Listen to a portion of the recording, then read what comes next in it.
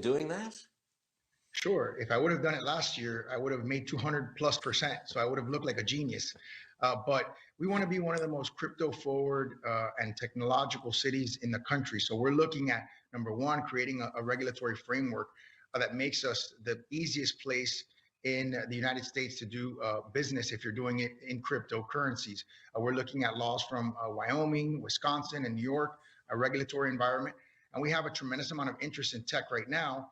So we're looking at a variety of things, from being able to make payments in crypto, in Bitcoin in particular, being able to pay your taxes, being able to pay fees to the city. And then, yes, we are looking at the possibility of diversifying our investment portfolio and having and holding a percentage of our investments in Bitcoin. Is this all part of your move to bring high-tech companies, big tech companies to Miami? I know you've got good weather. I know you've got low taxes. Are you using a Bitcoin investment as a further inducement? It is. I think the world is watching, and the world is always seeing all the things that cities do. If you're inviting, that's something that cities are benefiting from, like we are. I want the creative and the innovative class to come here and create high-paying jobs for my residents. And certainly, there is an enormously large crypto and Bitcoin community, particularly on social media, and they are carefully watching as these assets become more and more mainstream. The more that organizations like the City of Miami and others mainstream Bitcoin, there's only one direction that the prices are going to go, because we know that the supply of money is limited. It's only going to go up.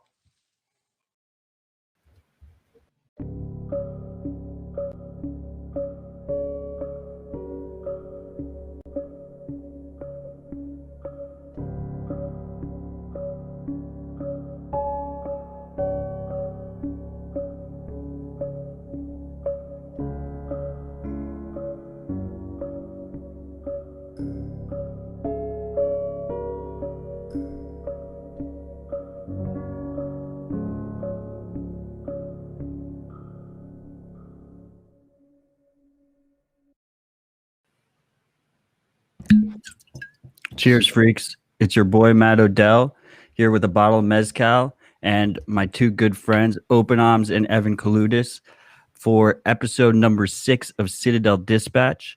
I want to welcome all the freaks that are here with us live for our new Tuesday, Bitcoin Tuesday tradition. It's always a pleasure chilling with you guys. I know I enjoy it. I hope the freaks joining us today are enjoying themselves, and I hope that Openoms and Evankaloudis are enjoying themselves. So to the freaks listening in, that was Miami Mayor Francis Suarez pumping the corn for us on Fox Business. That's still pretty unreal to me. That was a little bit less than a week ago, and it already feels like old news. To the freaks joining us on the live stream, I have the same price display I had on last week. On the top, we have the Evil Empire Coinbase Pro, which you can see has a large amount of liquidity. And then we have the good guys, BISC, underneath, that's trucking through with their no KYC SAT stacking. So what's up, guys? I'm really excited to have this conversation. I think there's a lot of important things we can talk about here. Primarily, I mean, I want to do a heavy focus on Lightning, but I think we're going to be all over the place. And I couldn't pick a better pair to do this with. The freaks might realize that Evan is our first return guest here on Citadel Dispatch. Only 6 episodes in, he was in the first episode. So I mean, let's just start. I mean, Evan doesn't need an introduction. He already had one. Thanks for being here, Evan. Yay, freaks. I'm so pumped to be back. It's great. Bitcoin Tuesday is becoming a great tradition. So, yeah, I'm just happy to get into it. Thanks for having me back, Ben. Fuck yes. Sorry for cutting you off there. I like just jumping into it. Time is money. And then we have Openoms here. Openoms is a fucking legend. He's a friend. He's been doing a lot in the Bitcoin hardware space. With his work with the Raspberry Blitz project and Join-in-Box. And he's been very focused on privacy. What's up, Openoms? Hey, hello. Very, very happy to be here. Thanks for inviting me. Being here live, it's a big thing. I do a pop. Oops. I don't know how that went. So That was a great pop. That sounded great. yeah, It's this better than my week at pop. so the thing is that middle of the lockdowns, I managed to get this thing right from the factory from a Portuguese island in Madeira last month, end of December. So pretty proud of that. So happy to share that with you guys. Otherwise, who wouldn't know me, I'm from Bitcoin generation of 2017. I've been like coming head first into Lightning basically, and then focusing on security, which is the privacy. I realized the privacy is the huge part of security. So basically, I just went down on the Rango quite hard, learning programming. I cannot say that it's not in the past. I'm learning continuously, trying to publish as many things as I can as I learn them, and make it available for others. And yes, very all the other privacy tools. And yeah, would like to just throw us the questions. Yeah. Well, cheers. I wanted to start with this with this idea. Sorry, I got a little bit sidetracked. I wanted to start with Lightning. And there's been a lot of discussion lately with Lightning with regard to private channels versus public channels. And I think like people are a bit confused here. People are confused on all sides, whether that's a Bitcoiner or like a Bitcoin cheerleader or a Bitcoin denier or like a Lightning pragmatist. I feel like there's very few in the room that kind of see what's going on here, see how this is developing. And I think you two guys are kind of on the front lines there, along with me to a degree. So I mean, so my feeling that I think people are missing is that we basically have two different Lightning networks that are forming, and there's like it's almost two separate theses.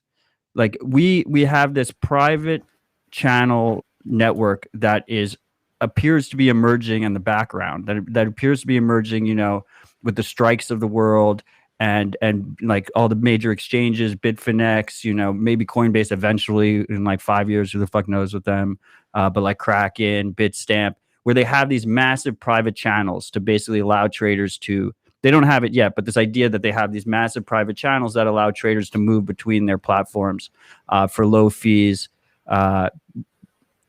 pretty much instantly. Low fees, very quick. And they don't actually go through any routing nodes or anything. That's completely unaffected by the public Lightning network. The Lightning network that a self-sovereign Bitcoin user that never interacts with exchanges might deal with. And it has a completely different trade-off balance. It's a completely different product. It's a completely different network. And I almost see that as like a guarantee. Like I think that technology makes a lot of sense to me. You have like these semi-trusted relationships between exchanges. They're using this trust minimized protocol to balance out their transfers between themselves. I think that could be successful while the broader Lightning network, the public Lightning network, the self-sovereign Lightning network that someone like us would connect to make a P2P payment could fail, and the private Lightning network could be a success. I was curious what your thoughts are here. I guess let's start with Evan. Yeah, sure thing. So as you guys know, there's a pretty big distinction between having a public channel and a private channel. And right now, I think the biggest difference is between, finding your routes and, what the goal of that channel exactly is nowadays. So as far as it goes, like when you're running a node, you really need to keep in mind, like, what are you trying to optimize for at the moment? So are you trying to, make these transactions and have them, your personal transactions, and have them as private as possible, have them only pertaining to the parties, that need to know about it? Or are you trying to run like a bigger operation? Are you trying to you know, profit off of being a man in the middle of sorts and routing payments from hop A to hop B and making money off the fees. So depending on, you know, what your goal is and running that Lightning node, you're definitely going to have a different structure of how your channels are laid out and whether they're public or private.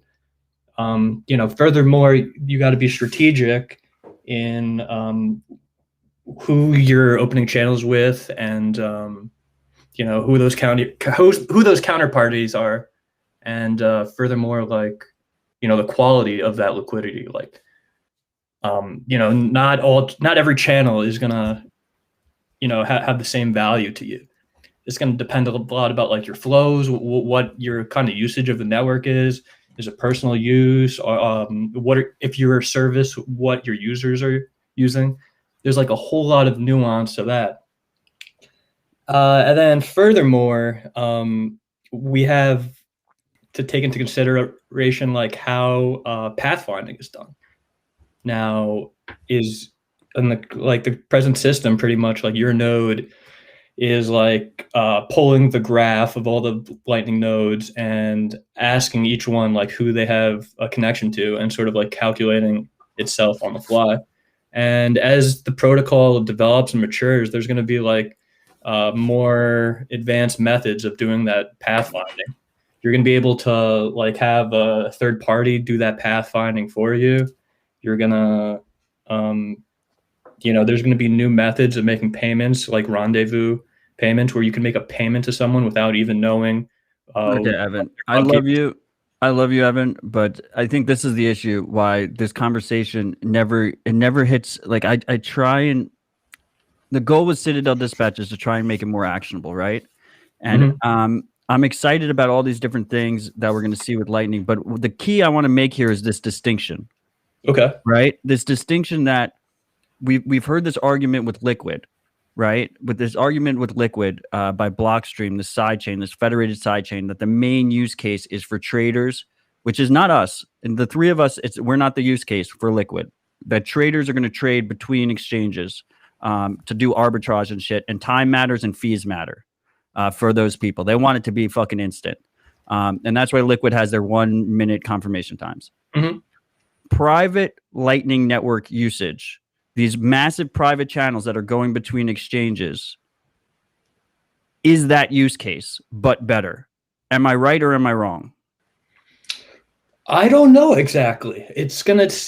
I could see a future where LN actually is the P2P network that we're using personally amongst the plebs.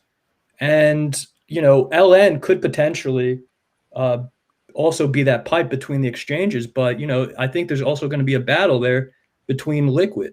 Because, like, let's say, for example, you have like an arbitrage trader, right? And they have enough liquidity on the exchange. They might find an arbitrage opportunity, right? And end up emptying out like the pipe that you have between those two exchanges, like to make the maximum return on their arbitrage. So like LN could potentially see some complexities there where, you know, the big dogs are like emptying out those pipes. It becomes a different ball game though when there's multiple routes between the exchanges though, and that's where things get really complex. So to say that things are going to go definitively one way or another right now is really hard to say. And I think we're going to see that play out over the next 2 years. I mean, look, we're in the business of taking away the nuance and making definitive, concise claims because that's what gets engagement. But also, I think that's what's productive. But I mean, from my perspective, like, I don't think that, and obviously none of us have a crystal ball, so we're making predictions, right? But I don't think this idea of like multiple routes between exchanges will be a reality. I think, you know, if you're Bitfinex, you're just going to have, you know, a $50 million, $100 million channel with your, you know, the other large exchanges, and you'll have it direct with them. You won't have any routing nodes in your way. You won't have any fees besides just you and that other exchange. So you guys can agree to just no fees. And you have like a semi-trusted relationship already. So why would you ever end up going to a routing node? That's different than if they offer withdrawals That I think that's a separate product. Like I see exchanges offering these private Lightning for traders before they offer actual Lightning withdrawals. I think it's a completely different use case. And then I see people like our friend Grubels on Twitter talking about the negative of Lightning being the liquidity issues.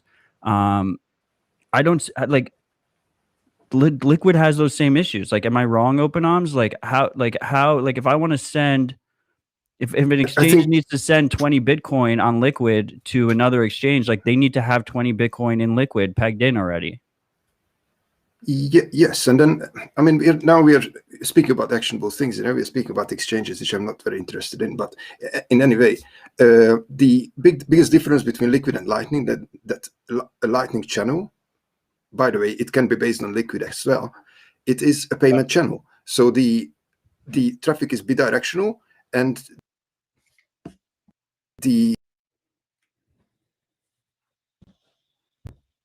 whereas with Liquid, you're just showing the things back and forth. With Bitcoin main base layer is slightly quicker and cheaper. But still, it would be kind of instead of the end of the day settlement or end of every hour settlement, you would use Liquid instead of the base. I mean, right? But for Lightning, you would just throw things around with the speed of Lightning, right? So as traders move from here to there, arbitraging that little opportunities where they make a set there, another satoshi there, and that, as you say, there will be no routing nodes in between. The exchanges, obviously, and every major node will have direct channels between them where the transaction is free and quick and also reliable. Whereas there are users, so from the point of view of the user, why would someone want to use a private channel? Well, it's for basically privacy reasons. That if you have a private channel only, you don't want to be a routing node because you are exposing yourself to not only privacy risk, but people are forwarding HTLCs on you, they fail, the channel gets incurred costs, and there is a risk involved with that. The risk of not losing the money from the channel, but to lose the price of the on-chain settlement, which can be high, just like nowadays we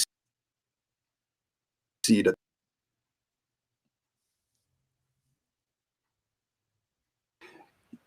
You open a private channel, or even better, your exchange, let it be Strike, for example, the biggest example, opens a private channel to you. And what you do, you are doing your DCA. You are stacking sets, so say. Okay, so or every week you buy, you do, and then you also pay your coffee or go for a meet up with friends and share the cost of the meal or things like that. So but the directional flow of the sets is two-way, but you don't need routing. And then when you have £2,000 worth or $2,000 worth built up on that channel, so it's almost full. And I don't even want to speak in fiat. You have 2 million built up, 2 million sets built up on that channel. So it's almost full because it's a limited size, because it's only 3 million which the exchange opened to you. You would just swap it out to cold storage, swap it out with a third party provider who is providing you great privacy, because there is no on-chain kind of where that UTXO came from, which then goes into your cold storage. Or you can put it through Whirlpool if you can. You're breaking up a little bit over there, openoms, just for whatever it's worth. I don't know if you can do anything on your side, but we're willing to deal with it because we appreciate you so much. But I just wanted you to know that. I mean, I think you got lost in the weeds a little bit again on me. This is what, this is kind of what I'm saying. Like, you hit you hit multiple points there. And my point is that Lightning could be a massive success on the private exchange side. just as private channels. And that means absolutely shit all for the average user if they're not a trader. And that's fine. It is what it is. It's just a different use case, a completely different separate use case. And so when someone says like, oh, but there's really these massive private channels, which I am guilty of as well. I sent out a tweet. I was like, massive private channels between exchanges. That doesn't mean that it has any effect. It's completely unrelated really to the public Lightning Network. In this respect, those private channels, not all private channels. Some private channels matter, but not those.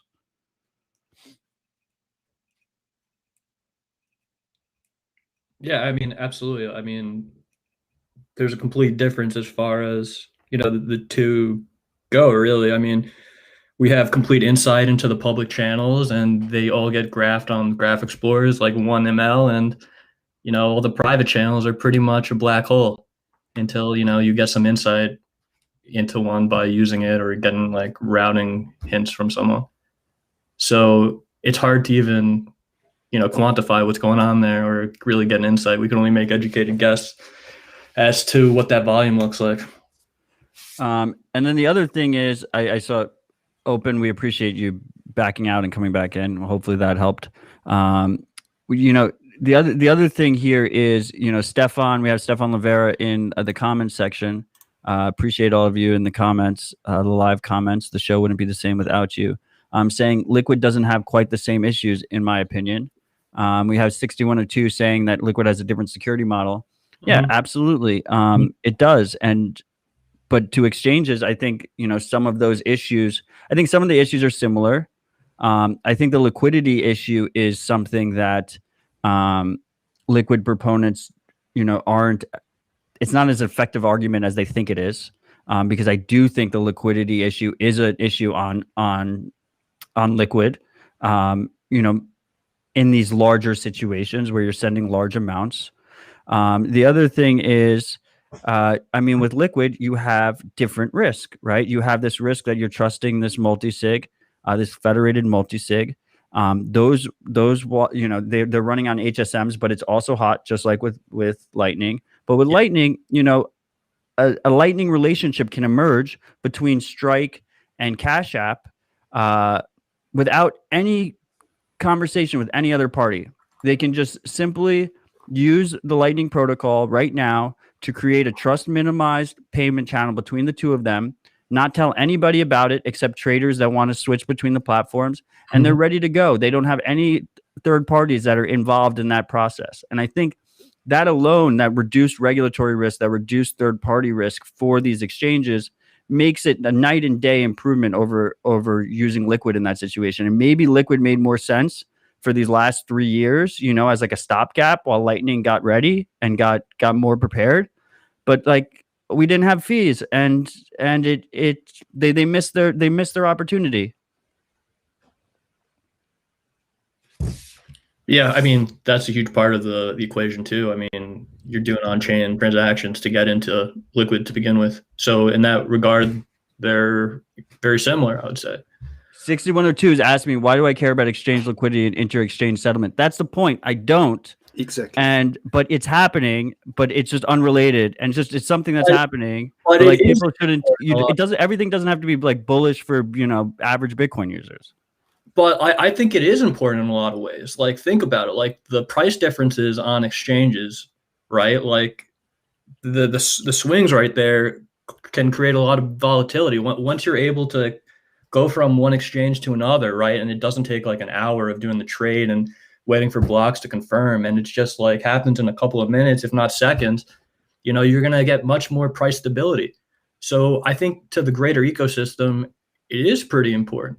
I mean, maybe the average user doesn't exactly care about the average exchange's flows, but it's going to have a positive effect if you can make that jump as far as arbitrage goes, a quicker process. And I think we'll all benefit.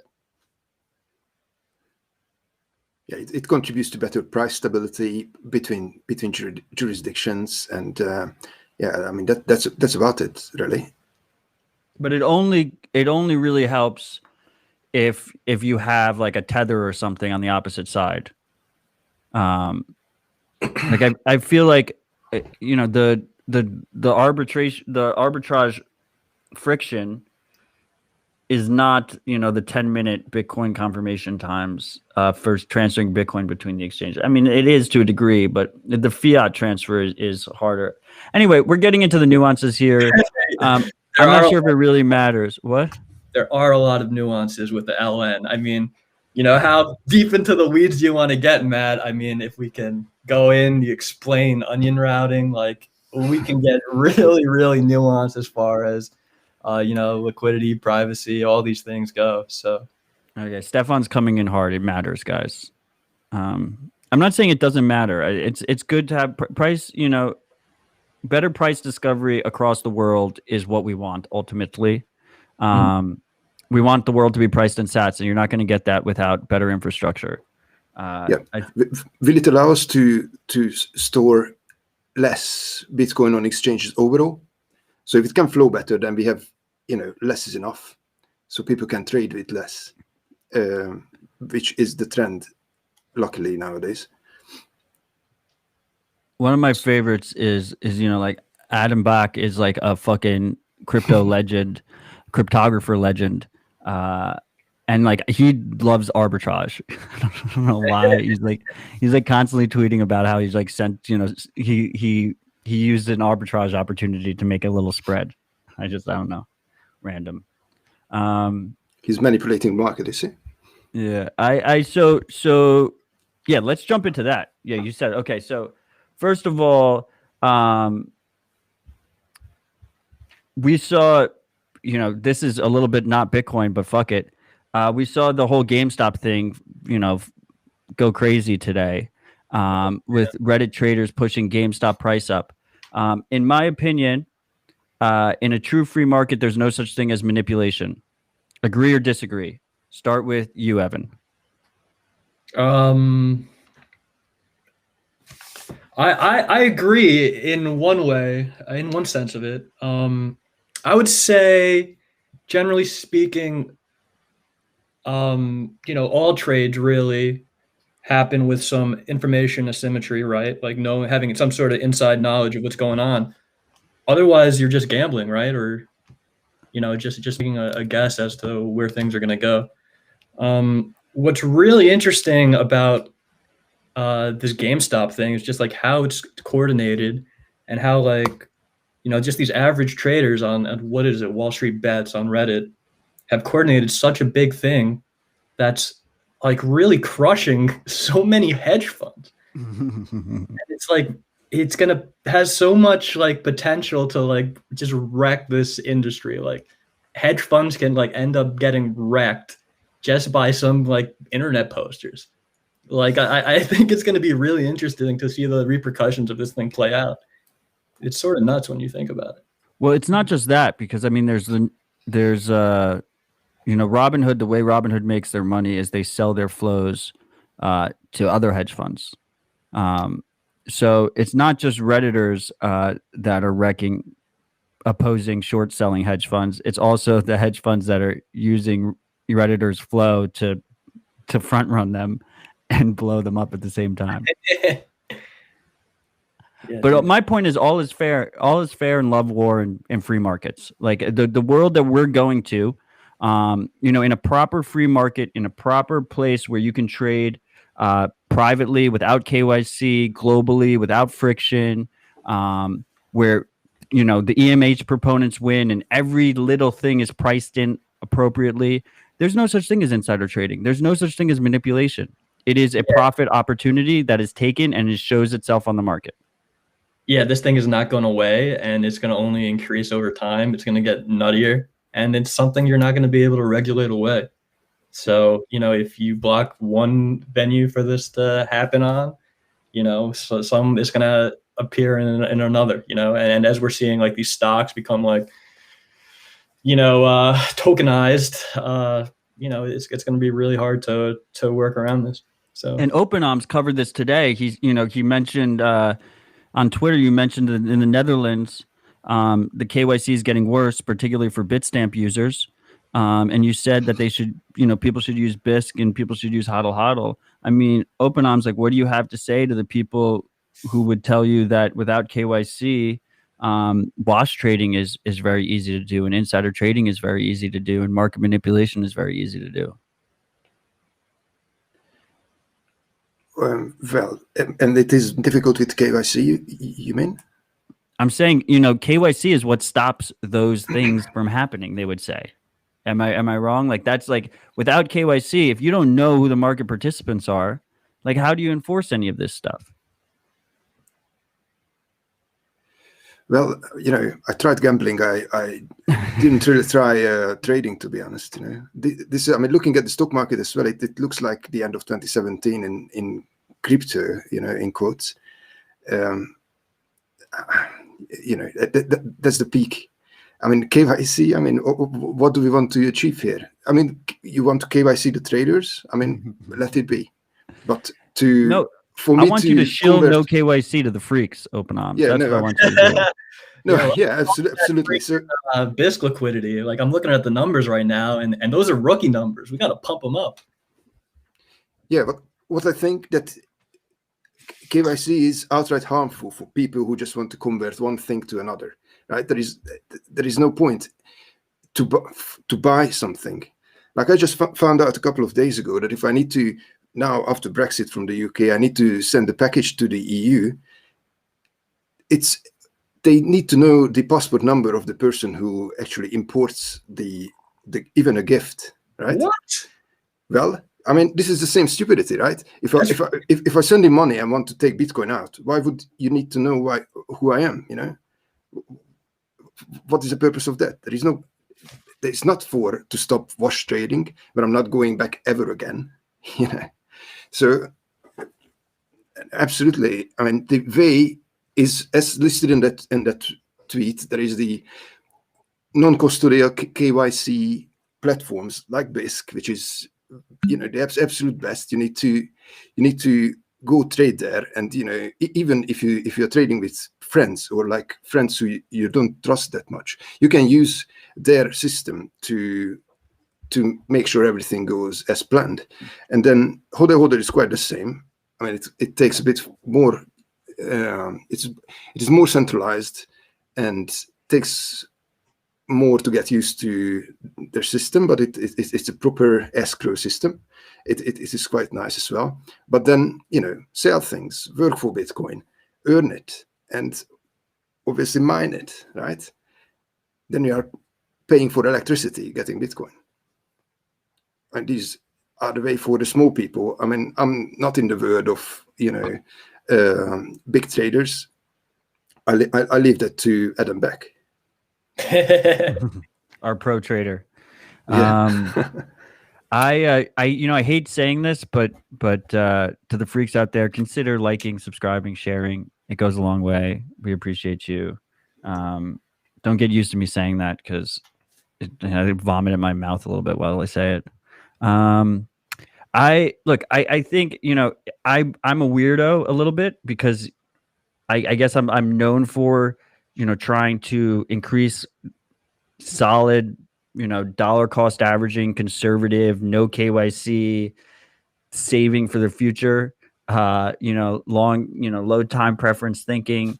But at the same time, I fucking love gambling, and I, you know, the concept of trading. I love the concept of trading, even though I know that I would get wrecked and most people get wrecked if they do it. Because, and this is why I love the concept of sat stacking, just in general, just investing or saving for your future. It's skin in the game. This idea of skin in the game. Like, we live in a world where engagement numbers are easy to fake, where like every metric is fakeable. It's like a post-truth world, people say. But at the end of the day, if you put your money where your mouth is, and now we have actually good money to do that with, sats, there's a winner and there's a loser. There's someone that was right and someone that was wrong. We don't have to argue for years and, you know, endlessly and come to no conclusion. You know, like if you decided to hold ETH at the top of the 2017 bubble instead of Bitcoin, you have way less sats today. And that is definitive. It is objective. And there's a beauty to it.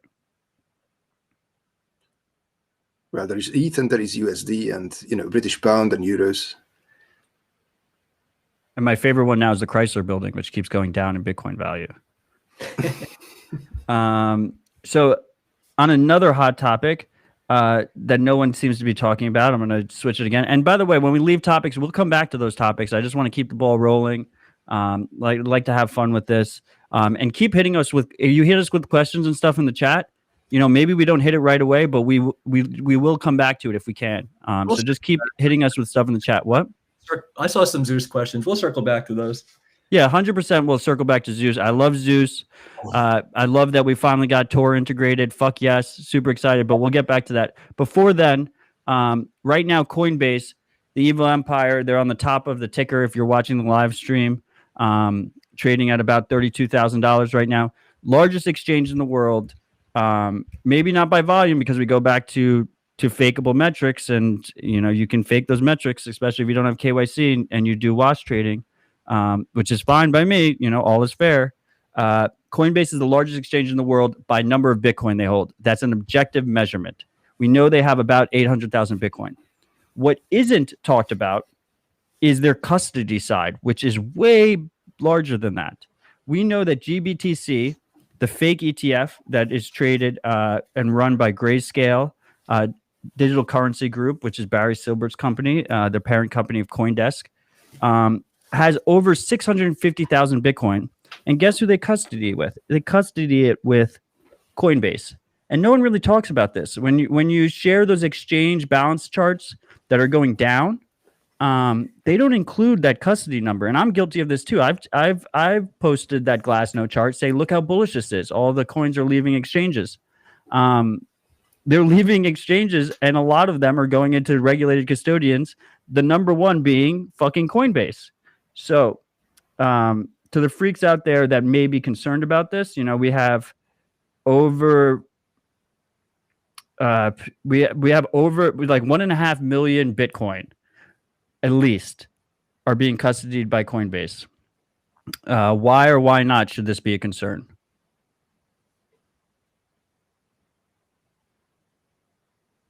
We'll start with Evan. Well, on one hand, you know, any centralized party having a lot of share over something is really not good for the genie of a coin, right? However, we don't have the same concerns that we would have with, say, a coin that's based on staking, and this shareholder be having like such a heavy weight as far as like voting on different features or whatnot goes.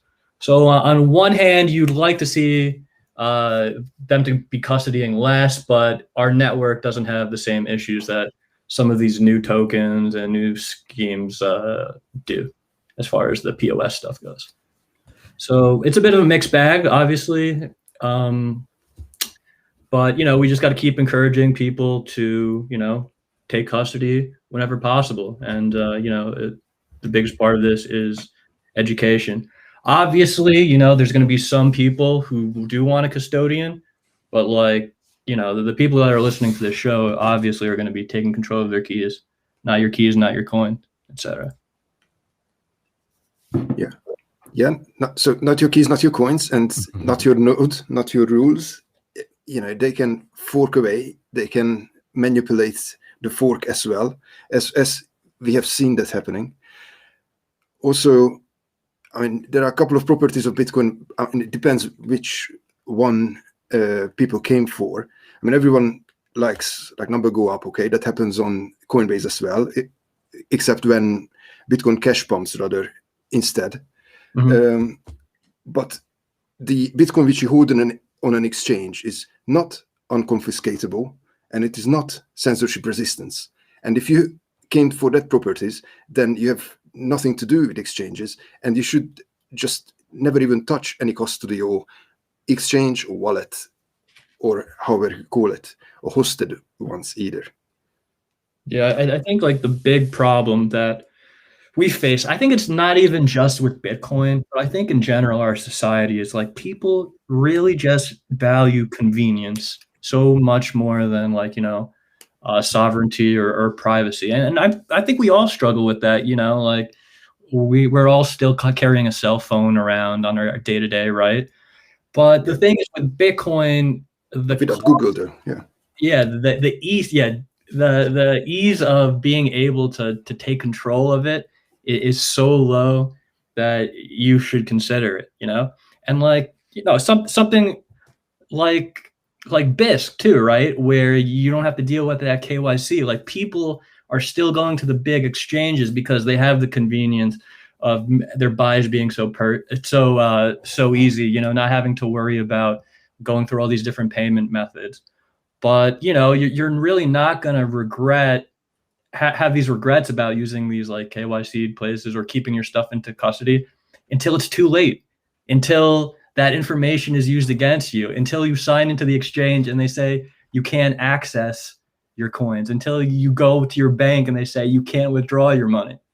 So it's hard to relay the problems and the risk to people if they haven't experienced them firsthand, especially if they're in like a Western country that hasn't undergone stuff like haircuts to their deposits or had issues with the laws pertaining to Bitcoin have changed. So, like I said, education is a huge part of it. And go ahead. To sum it up, I think all of us agree here that if you have your Bitcoin with Coinbase or GBTC or Robinhood, or on any exchange, the sponsor of Tales from the Crypt, Cash App, you don't own Bitcoin. You own an IOU, and you'll learn very quickly in a bad situation that Bitcoin's not yours, and you're missing out because Bitcoin gives you the ability to actually hold your own wealth and control your own wealth, and to maintain your sovereignty, and you should exert that option to you. You should practice that option, and if you don't, that's fine. That option is open to you, but I think you're being a chump if you do that. As far as Coinbase is concerned, I don't think it's really that much of a threat for Bitcoin. At the end of the day, does it really matter if Barry Silbert is self-custodying versus Coinbase? It's probably the same threat model, right, with the U.S. government. Oh yeah, you're talking about the government for sure. You think it's the same idea, right? It's like whatever. Stand up for you if Uncle Sam comes knocking? No fucking way. So what's the worst that can happen? The worst that can happen there is I guess they could market sell those Bitcoin, but they'd be idiots. Yeah. Or I guess it's a honeypot where you could have like a single hacker could fuck them. But I think at this point they've learned their lesson. They're professionals. They probably have that cold storage down pretty well for everyone except the U.S. government, right? So like the U.S. government can come in. 6102, yeah, exactly. 6102. They don't even have to 6102 it. Those coins are already 6102'd. You just need socialism, right? Yeah, exactly. You could just tax the shit out of those coins if you wanted to, but they're already 6102. They're already basically controlled by government officials just via a corporate partnership. Yeah, they're IOUs. On a positive note, we have Randy McMillan in the chat mentioned that one of our representatives in the U.S. government, Patrick McHenry, has posted the Bitcoin white paper on his government website on mchenry.house.gov/bitcoin.pdf. I would love to see Craig try to sue him.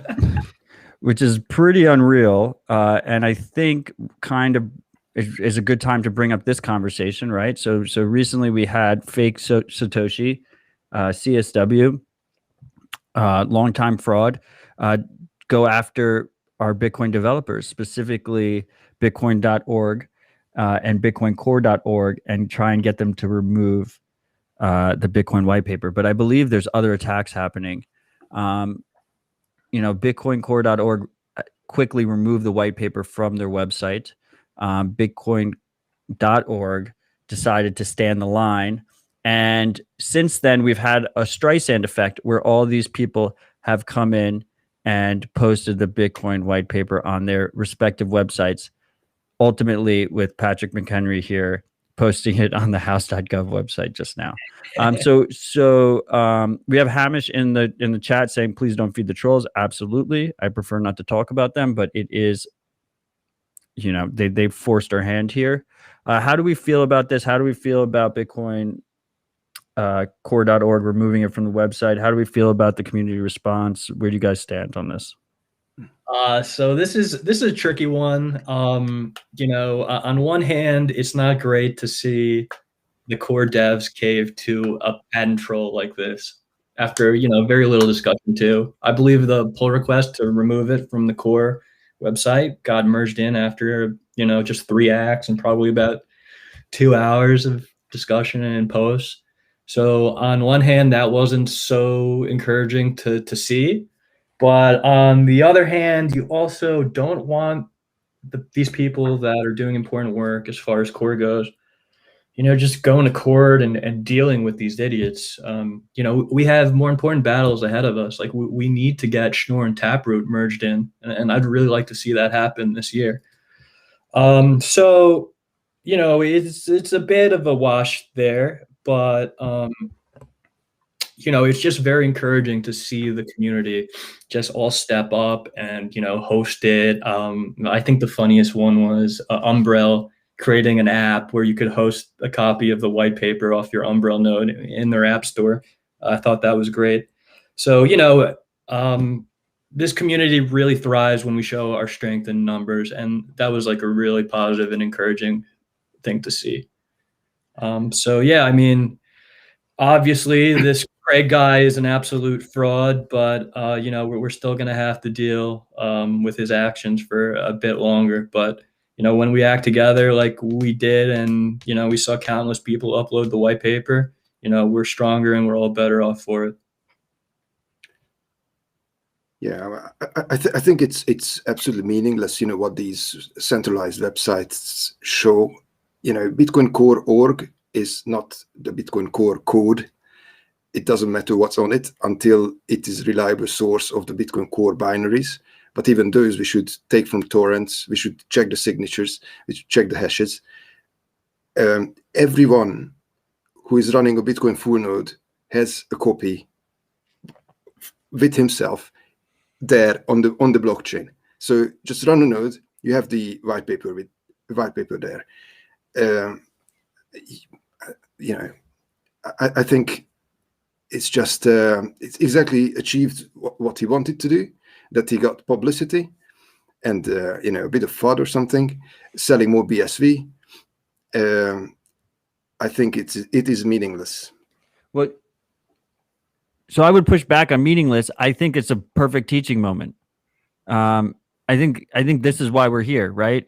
This idea that if you have it on a centralized website, if you have a centralized actor that you can pressure through legal bullshit, through all this other bullshit, then you'll probably be successful. The beauty of Bitcoin, the beauty of distributed networks, distributed systems, is that it's not hosted in one place.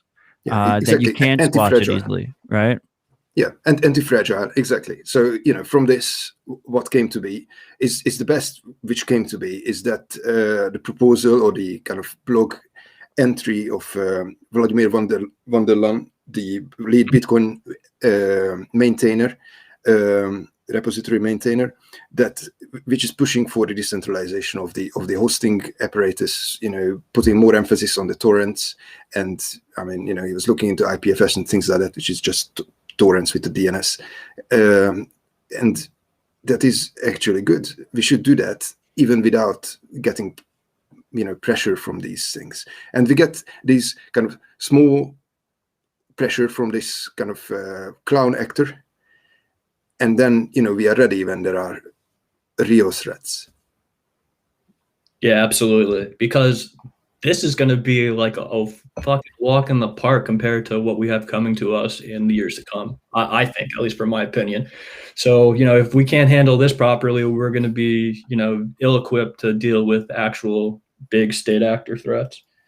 And, yeah. Sorry, you brought up Vladimir, and, I just want to tip my hat to him. He's done such an amazing job as the maintainer of Core. And, to see his blog, to see that he's stepping back, obviously I'm going to be sad to see him go because he's given us so much, but it's ultimately going to be for the good of the project to further work to decentralize this thing and make it even more resilient. So, and on that note, I'd really like to see some of the other implementations of Bitcoin get some more love. Like, let's give Bitcoin knots some love, because, you know. Yeah, and I like to pet a unicorn. Knots and what's the other one? BTCD, the Go implementation. Yeah, BTCD is another one. There's one other pretty big one, but regardless, even besides like the maintainers getting targeted, it's good to just have more diversity in the ecosystem, in case like a bug comes up and, you know, ends up wiping off like a majority of the network. Because like, think about it, guys, like most Bitcoin nodes out there are running core, and I don't think that's a good thing. Yeah, but I mean, I don't think you can get to any kind of sizable. I don't know. I don't know if that. I think running older versions of core kind of solves the same threat model without the hopium involved with having, you know, multiple you know, well-maintained clients. I think a major argument here for NIMs as developers is huge. You know, like I have a ton of respect for Vladimir and everything he's done, and he's put in his time, and I respect him walking away. And hopefully, you know, he comes back as a NIM, or maybe he's already been contributing as a NIM and we don't even know. And that gives you some extra protection there, right?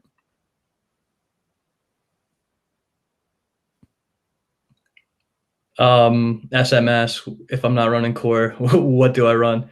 I do still run core. I love core and all they've done, but I've been poking around and messing with Knops a little bit. So hoping to change it up a little bit with my nodes. I really would like to see some of these pre-built node solutions like our Nodl, our MyNode, our Umbrel, our Raspberry Blitz, potentially, you know, to offer up other options. But, you know, there's also a cost in maintaining that. So, you know, like that. Yeah, I think openoms, you're heavy in Raspberry Blitz. What are your thoughts here? Well, why doesn't Raspberry Blitz not run core? Why does it run core?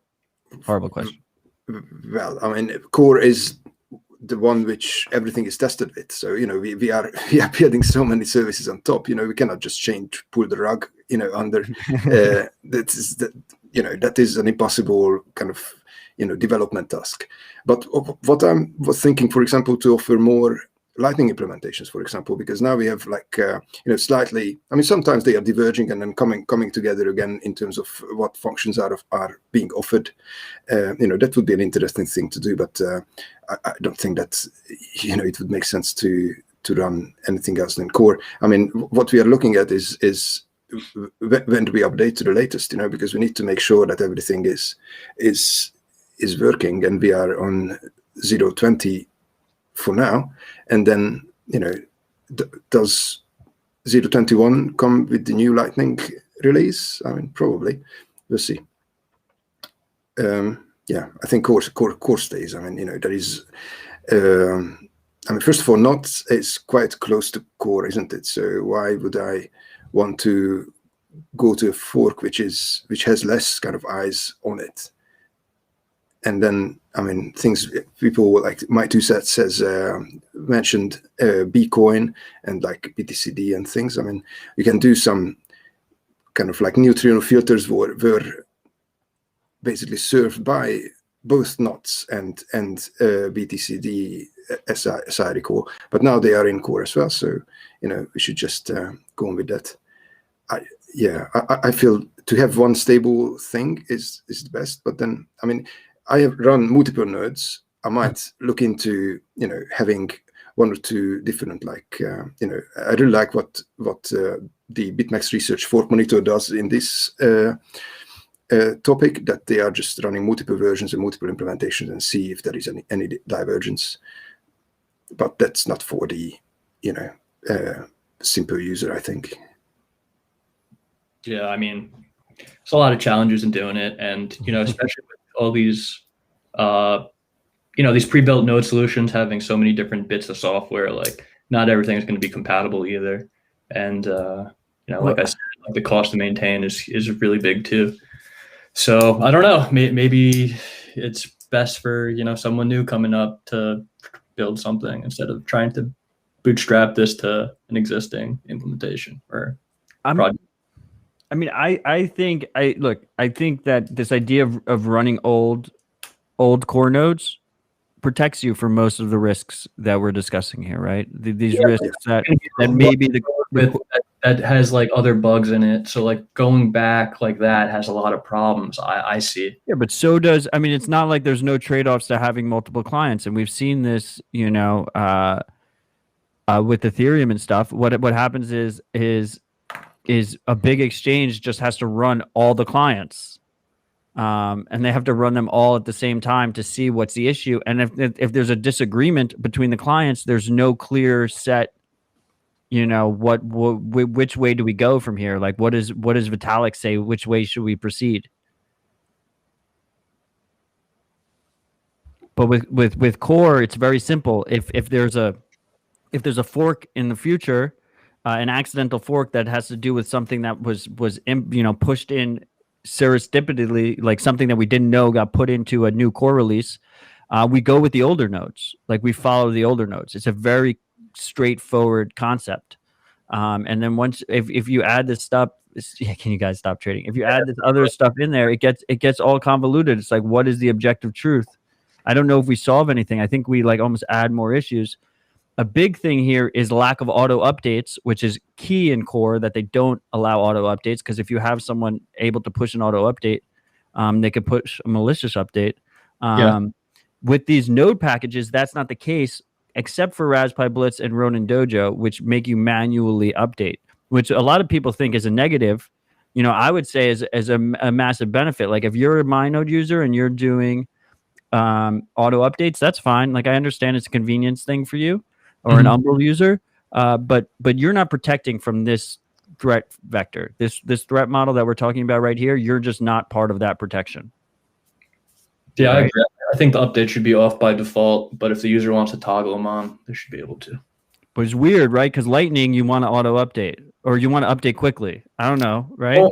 Only right now, because the network is so nascent, and we're prone to find all these bugs. But that could easily change down the line, hopefully, as we ossify a little bit more.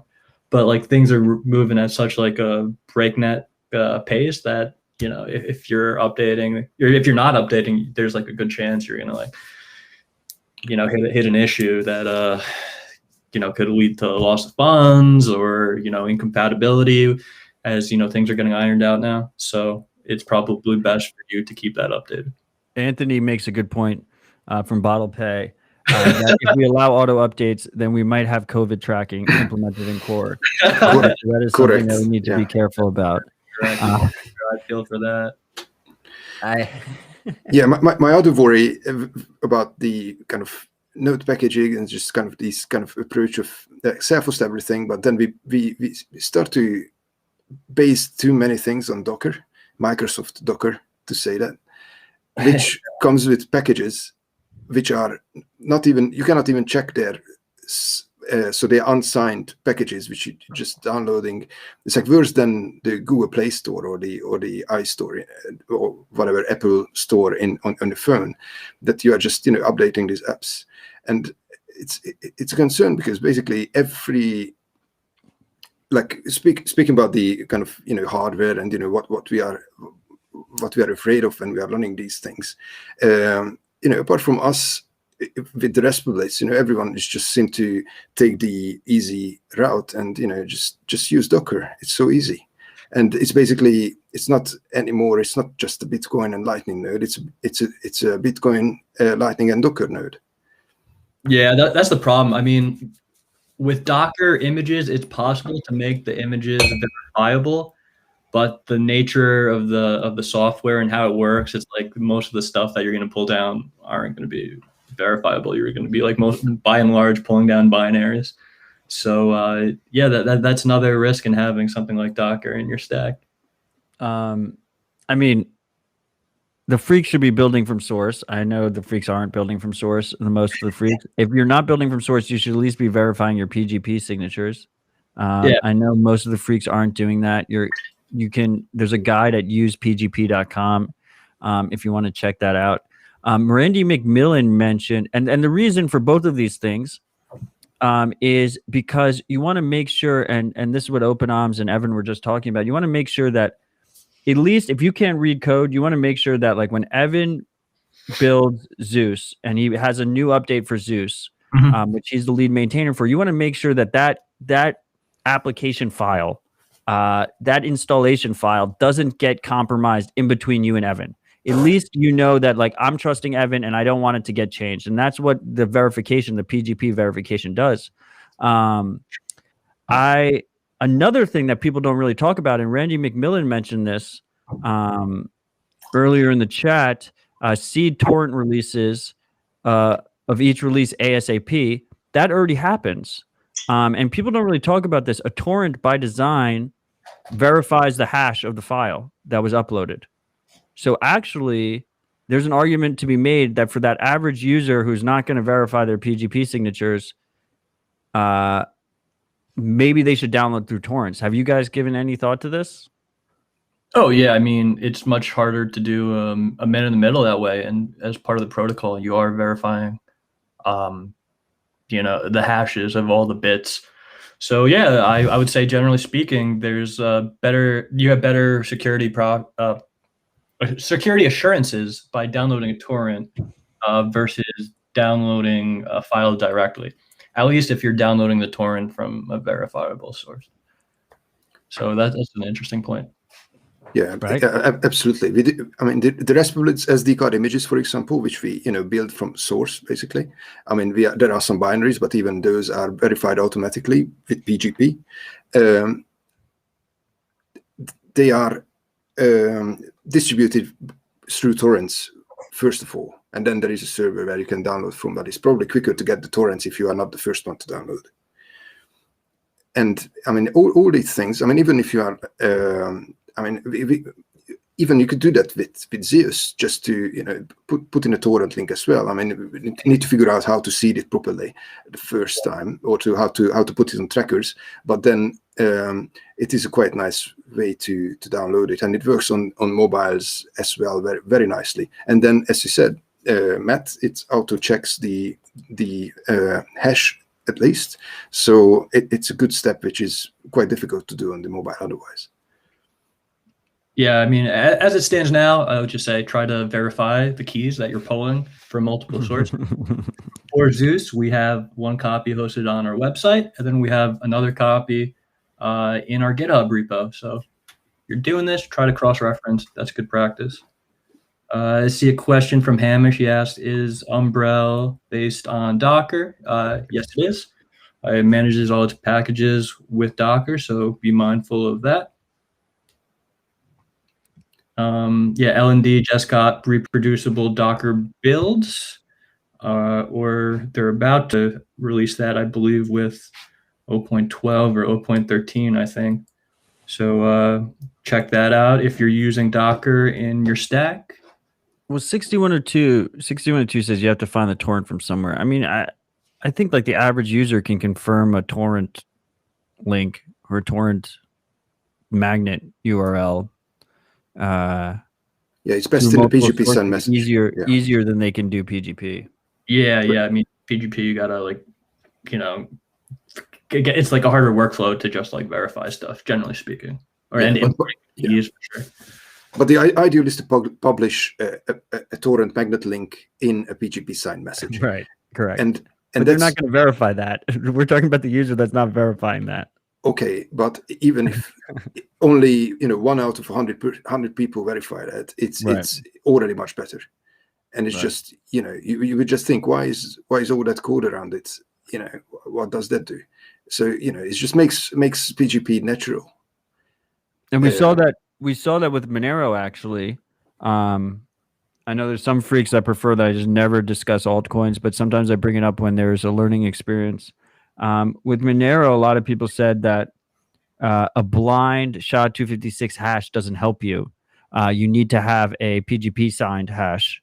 But it turned out that getmonero.org got compromised. They changed the file, but the hash was hosted on a different web server, and that server wasn't compromised. So you didn't actually even need to do a PGP verification. If you just did a simple SHA-256 hash, of the file, you saw that it was the wrong hash, and someone alerted the rest of the community within like 40 minutes. There was like 1,000 malicious downloads or something. Damn. Which I count as a win. That's a win for open source software, right? Yeah, relatively speaking, that's a really quick turnaround, 40 minutes. So it's good that they had that many eyes on it. You know, that might not happen on a project that gets used less.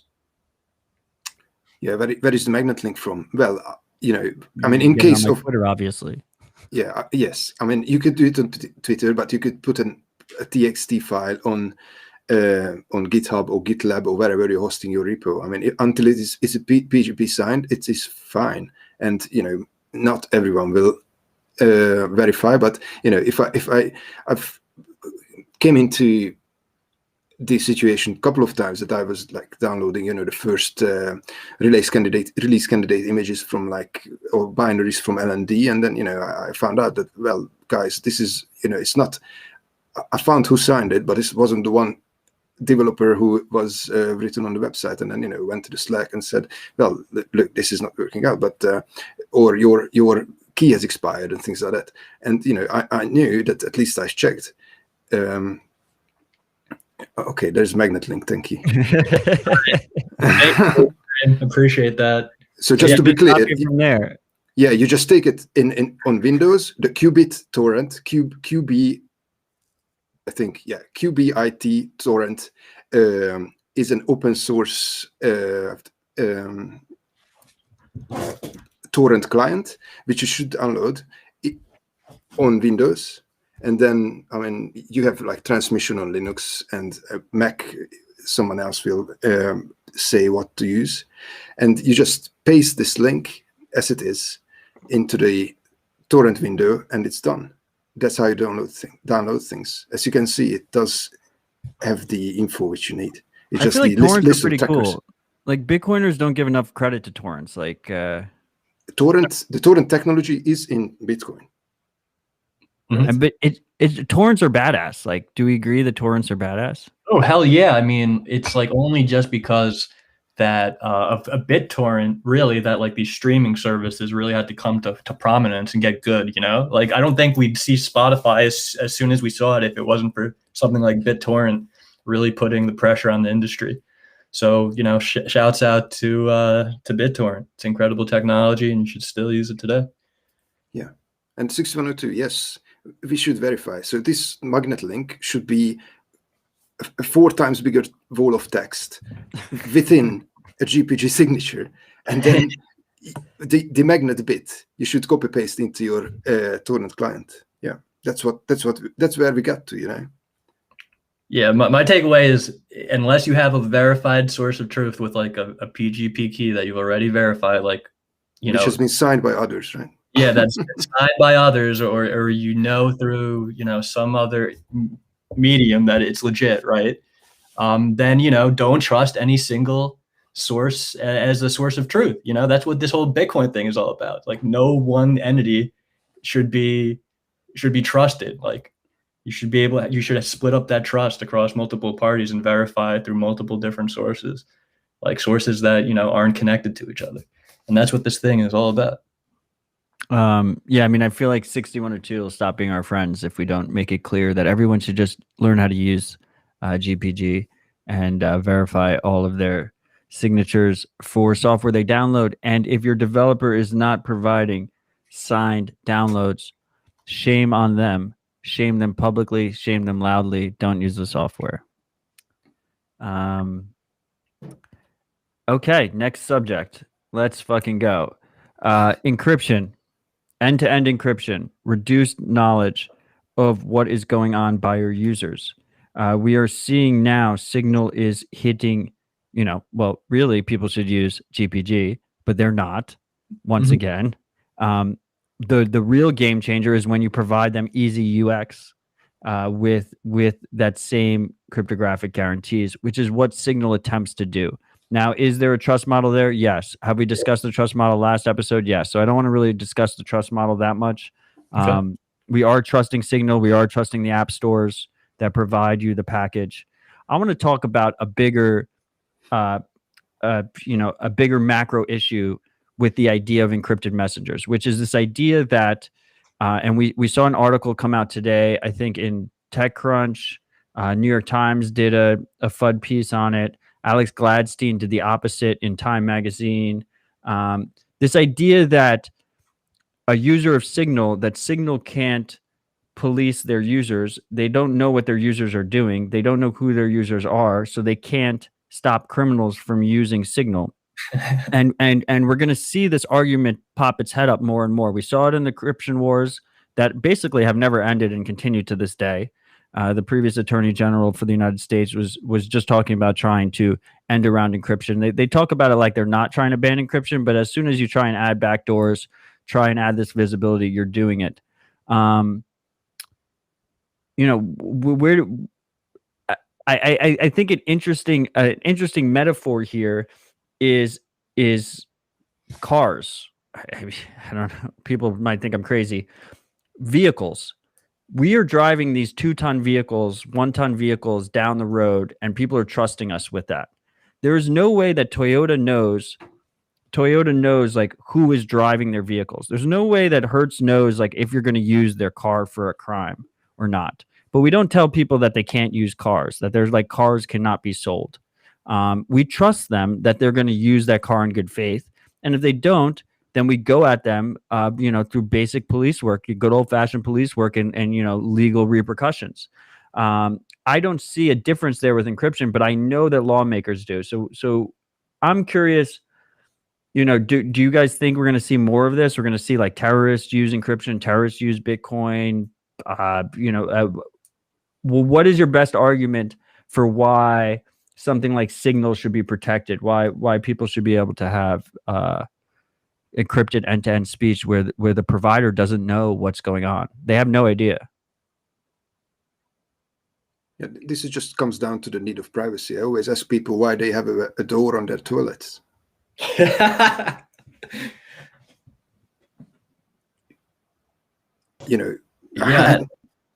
Even the guys that are running these spy agencies, right? They still have blinds on their windows.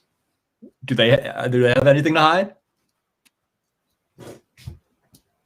Right, but I don't think these arguments are very, I think a regulator is going to laugh at my car's metaphor. I think we have Rad Vladdy in the comments saying, what about the shoe companies? I mean, every terrorist probably wore sneakers. I mean, some probably wore boots. You can KYC shoes and cars, definitely. Right? You're going to KYC them and try and thought police them ahead of time. It's not practical. I don't think that's an effective argument. My co-host, Tales from the Crypt, Marty Bent, he constantly hits me with the, do we live in a free country? Do we do this or do we do that? And to me, these arguments always come down to that scorpion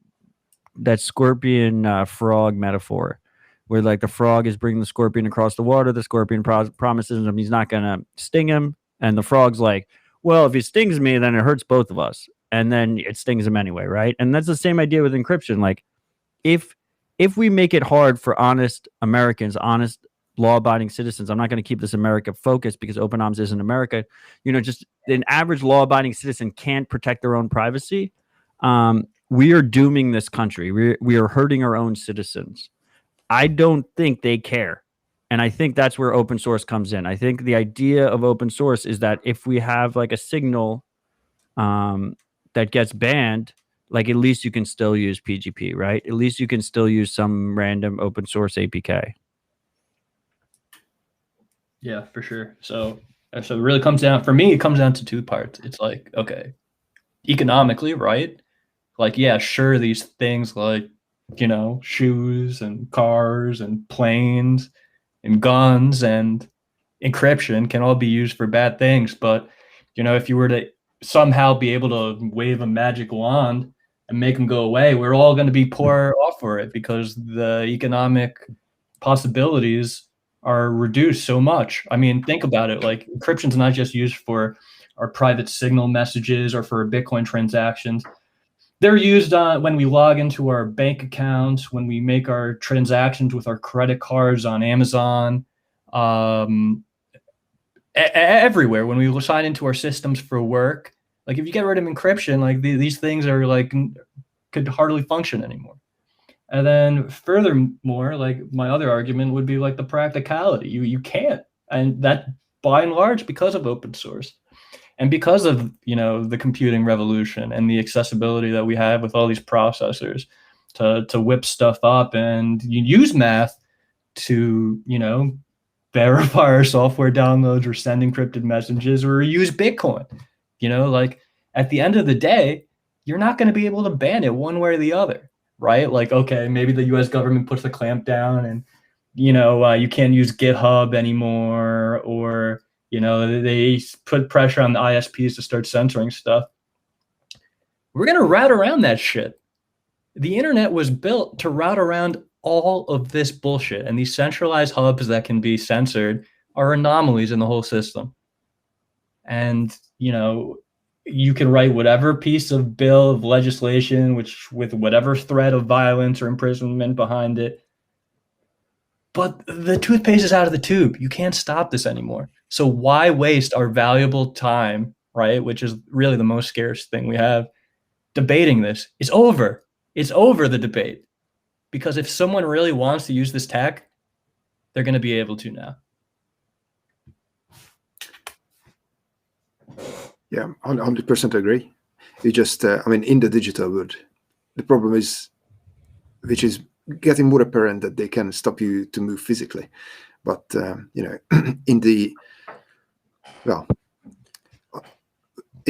and also it's always a fight. It's not over because they're trying always to push back, and then, you need to find new ways to route around. Like, ISPs are centralized, so you need mesh networks, or you need satellites, or your hardware manufacturers are compromised, so you need open source hardware. You need to be able to make your hardware at home at some point. Grow it out of mushrooms. Yeah, and I think if you think it's possible for this monolithic entity in the form of the state to be able to find a way to clamp down on this stuff, then that's like an inherently pessimistic view against humanity, because I think that individuals and their ingenuity is unmatched. Whatever arbitrary thing someone dictates from the state, like some new form, you're going to incentivize someone or a group of people to work on something to work around it, and someone's going to come up with a new solution to route around your arbitrary dictate. So, do so at your own peril. My dog just got fired up by your by your speech. Yeah, look, I 100% agree. I think the cat's out of the bag. I like the toothpaste is out of the tube. That just sounds, like cats shouldn't be in bags. So when the cat's out of the bag, like, I'm proud of the cat. Cat back into a bag, but like walking into the bathroom and the toothpaste is outside of the tube, like, what the fuck's going on? I don't know. Yeah, it's no good. It seems disturbing to me. But yeah, I do think, like, when you talk about tools that empower individuals, that help strengthen individuals and create empowerment, to argue against them becomes immediately obvious. Like, one side wants free choice, wants people to have the option, and the other side is just straight up going for bans. And it's a very weird dichotomy, and I think it becomes very obvious to the average individual when presented those two situations. Like, you can have, by all means, someone can argue the efficacy of our lifeboats and whether or not our lifeboats will hold water and protect us. But to tell us that lifeboat usage should be banned completely from a sinking ship is like absolute, ridiculousness. And I think most people see through that. I'll tell you one thing: the criminals definitely see through it. The criminals are going to use all this shit no matter what. So any kind of restrictions you put in on an individual empowering tools, you're just hurting that average law-abiding person who doesn't want to ruffle any feathers. Yep. Yeah. Yes, they say in the chat that the rules are like ban does only work on good people. The bad people don't care about this, so it is inherently doesn't serve its purpose. 100%. Yeah, and at this point, like, come on, you're going to honestly tell me that the malicious uses of it outweigh like the legitimate uses in numbers? Like, no way. Whether it comes to encrypted messaging or Bitcoin, like that's definitely not the case. We're by and large using it for legal things. So we've been discussing open hardware, open software. A big pain point that we've seen in our daily lives is most people's main computer is their phone. And their phone is usually either operated by a Google operating system or an Apple operating system, who they have to trust wholeheartedly with both their privacy and their security. There's a ton of closed source blobs in there. Yep. What's really cool is what's called my eye recently is Graphene OS, which allows you to install a de-Googled version of Android that's privacy focused on, ironically enough, Google hardware, which is more open hardware that has secure element in it. So that's why they target it, ironically enough. But ultimately, what we want to see is open hardware. Before we get to the open hardware conversation, I just wanted to mention real quickly here that Graphene has two things that I think are really game-changing in terms of open software. I mean, I have a guide on tftc.tv on how to install it, and I recommend people do. It's easier and more accessible than they think it is. But my guide's about to be obsolete. They have a Chromium-based version of the installer, so you don't need fast boot. And you can just do it all from a browser. And actually, you can do it from another Graphene phone. Which is a game changer. If you just have a USB-C cable, you can install Graphene on a Pixel from another Pixel that has Graphene on it. No computer necessary. They also have this verification method where you can verify, instead of PGP signatures, you can verify with a QR code from another Android phone. It doesn't actually even have to be a Graphene phone. So you can have a second source of truth from another Android phone, ideally a Graphene phone, but it doesn't have to be a Graphene phone. Those two things combined, I think, are really cool ideas in terms of trying to make open source software, specifically provable and verifiable software, more accessible for the average user. So I'd like to see more of that. I know both of you guys are pretty bullish on Graphene. 6102 is asking us Calyx OS versus Graphene versus Copperhead. Do you guys have any opinions here?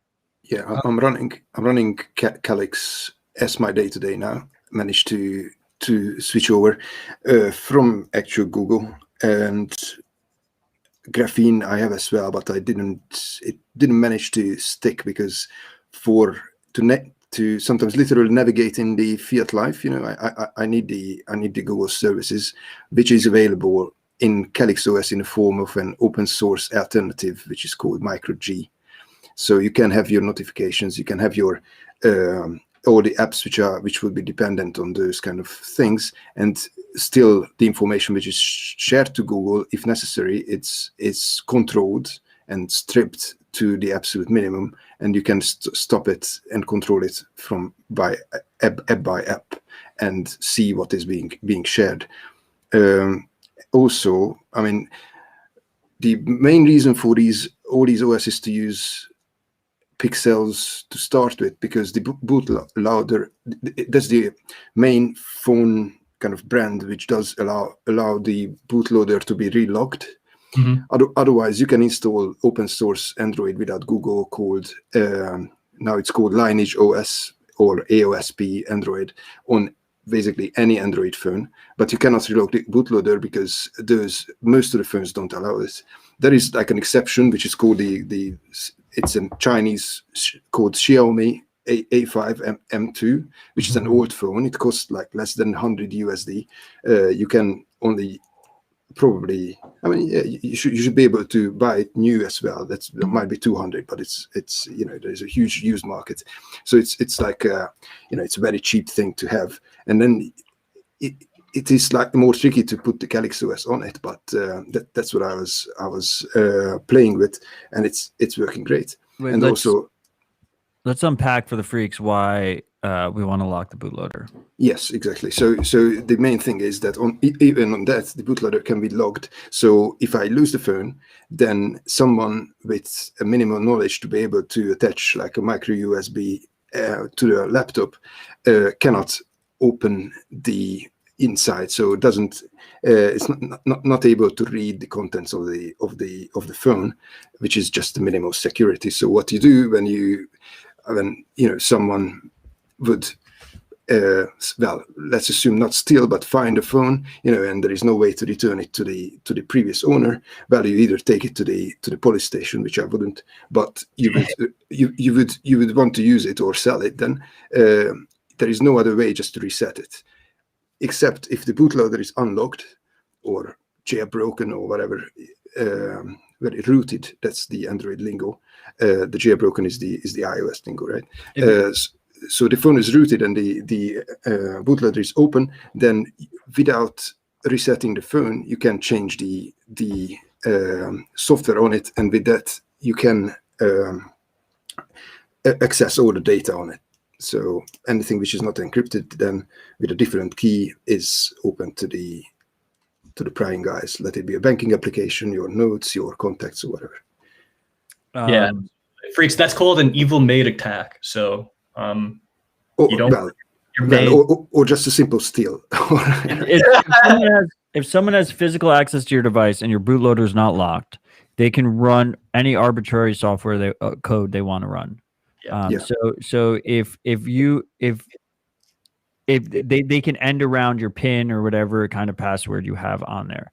Now, if you actually have it encrypted, then you're still protected. They have to brute force your encryption password, but presumably they can brute it easier if your bootloader is not locked. So ideally, in terms of physical security on your phone, you want your bootloader to be locked.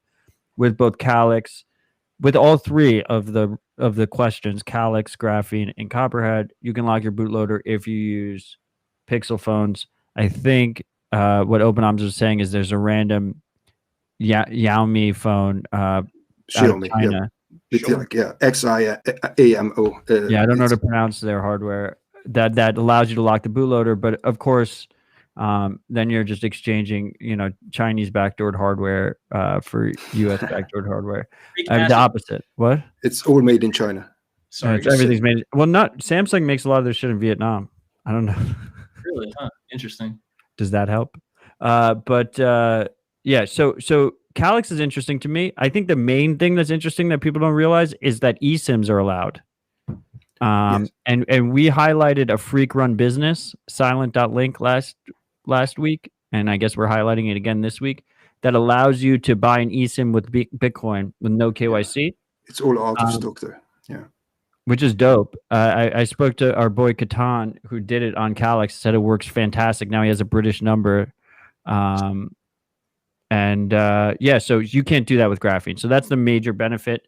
Obviously, the second major benefit is that you have Google services, but someone who uses Graphene would say that's a feature, not a bug. So basically, if you want to go super hardcore, use Graphene. If you don't, use Calyx. Copperhead was like a fight with the Graphene. The founders of Graphene, it was called Android hardened Android, something to that effect, and they got into an argument. And they split up. So Copperhead is the for-profit project, and Graphene is the free open source version. So Copperhead, you have to actually buy the phone with Copperhead already on, and there's some DRM elements to it. So I am strictly either Graphene or Calyx. Currently running Graphene. Consider either. They're both major improvements over just running like a stock Android or Apple phone. But ultimately, what we want to see is open hardware. So let's get to open hardware. What's the goals here? What are we looking at? What? Real quick, a freak asks, is there an equivalent for all this for Apple devices? No, just get a cheap Pixel and install Graphene or Calyx on it. There we go. On an iPhone, you can't even install an application separate from the App Store. So when they decided, like I would never use Parler, but when they decided that Parler wasn't allowed for iPhone users, you couldn't use it anymore. At least even if you use like completely Google Android, and you're just completely letting Google spy on whatever you want to let them spy on, whatever they want to spy on, and you're just trusting them 100%, they let you install Parler APK separate, right? They let you, when we had Bitcoin wallets banned on iPhone, you just couldn't install a Bitcoin wallet. Like tomorrow, Apple could tell you no.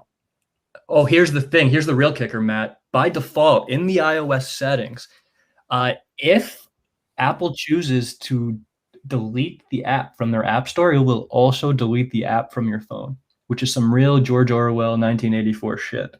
There is a setting to turn that off, but by default it is on. So if you guys are using any apps you think might get banned, I don't know, maybe Telegram, they're trying to target that pretty heavily, you might want to turn that setting off. Yeah, I wonder what. That's the only reason I'm not using fully noded, because it only works on iOS, right? Yeah, I mean, it looks like so nice as far as the features go, but yeah, not an iOS user. I'm sure other people use it. It sounds great. So open hardware. Let's discuss open hardware. Yes, let's get into it. Is this me petting unicorns again, or like is this something we can see in reality anytime soon? It depends on your time frame, but I hope we approach it and more products come out. Nams was just showing us one before the show. Nams, you want to talk about that one?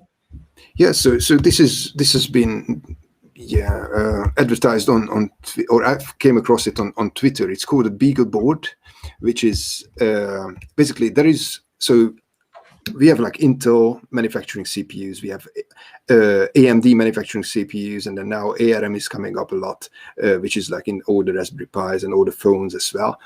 And then there is like a fourth reasonably popular CPU architecture coming to life, so popular that Bitcoin Core has a build for it, and it runs Linux. Which is the operating system you want to use if you want to have any kind of reliability or verifiability. And it is called a Beagle 5 or Beagle V, I think. It's probably, Beagle V. Beagleboard.org /Beagle V is the website. You can register interest. Basically, it's a low-cost board, which is based on this open architecture, open CPU architecture called RISC-V. Or RISC-V, I'm not even sure, and it will be in the ballpark of 100 USD. It has 4 gigabytes of RAM and two cores of 1 gigahertz processor, which means that you can actually run Linux on it. I think it would be like comparable to like a Raspberry Pi 3, probably. Certainly would be able to. Well, not certainly, but I strongly hope that it will be able to run at least Bitcoin Core. If you're lucky, it could take like C Lightning as well. And looking forward to try it, because this is the first accessible price board which is based on this kind of architecture, which is much more verifiable than any other chip manufacturers or architecture users. That's a big thing, I think. But it will take a couple of months to come into reality. It will be the first batches will be coming in April, and then widely available from September. Did we have the link yet? It's up. So check it out. To register interest, you need to fill out a Google form. They are not accepting Bitcoin, but it is proper open source hardware. Yeah, looks sick. Nice. And we got the link about how to prevent apps from being deleted in the chat. I mean, from iPhone and iPad in the chat. I also tweeted it if anyone's interested in that. But yeah, the Beagle board looks sick. I think I'm going to put in an order for that. It's definitely a step up from the ARM chips that we have on, let's say, the Raspberry Pi and the Rock 64. It's just like good to have a chip architecture that's open. It's not completely foolproof. There's places where bad stuff could lie, but having the architecture of the chip itself be open is incredible. And we don't really have another equivalent for that other than the open power systems. But those are like fully fledged computers, and they're very expensive. They're so expensive. Yeah, and it's really hard to get things running on there too. it's just not on a single board computer like this thing is. So this is like a really encouraging sign that things are going in the right direction. And hopefully we see more products like this as time goes on. I mean, so do you guys think, like, realistically that like a Raspberry Pi, like these Raspberry Pi nodes, the proliferation of them is a risk to the network? Or is this a purely, I feel like in our threat models, we tend to go a little bit, and we should be adversarial about it, but is it really a practical issue for most people? Is it a practical issue for Bitcoiners? It would be a bit of a pain if it actually went down, but I don't think it actually risks the network long term. I think it'd be like a really bad day for us, but I think we would route around that issue. So it's like, calls into question whether it'd be even worse trying to coordinate an attack like this. It would, it would be quite costly to figure out how to execute it and get it done. And then at what cost, points people at the wrong chain for a little bit, it'd have to be like part of some crazy scheme hitting one entity but long term, I don't really think it's that big an issue. It's something to be mindful of, and definitely something to consider as these new products are coming on the market. Yeah, I think it's rather it's not a systemic risk, there would be no like remote access en masse because all the network chips are compromised, but it's an individual risk. So don't use a Raspberry Pi instead of a hardware wallet, right? Because it is not verifiable, and it needs especially so out of all the single board computers, the Raspberry Pi is slightly worse because it needs a binary blob flashed onto the SD card, or it's mostly, or even the SSD if it's boosted from that, to be able to work, which runs an underlying operating system like the BIOS or UEFI on the Intel machines, and which can even tell or simulate things for the Linux running on top. So if someone highly technically able takes a machine like this to a lab, then they would be definitely able to extract any kind of thing stored on it, run on it, or it's not a secure environment to that extent. Like you cannot compare it to a code card, for example, right? Or even if it's air-gapped. But well, that's when we air gap things, right? When we air gap things, it's like the least you can do.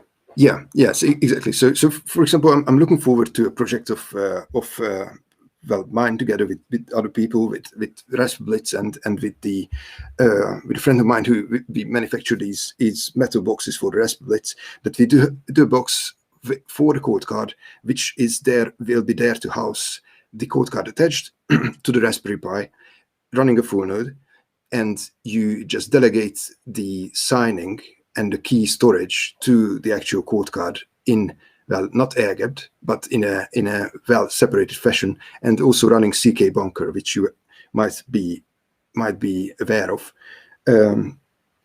which is basically the code card make 3 in a HSM mode, in a hardware security module mode, where you can just throw a PSBT on it and give it predefined rules or verify on the fly by pressing buttons to sign the transaction, the pre-signed Bitcoin transaction on the hardware wallet, on the code card, instead of having it signed on the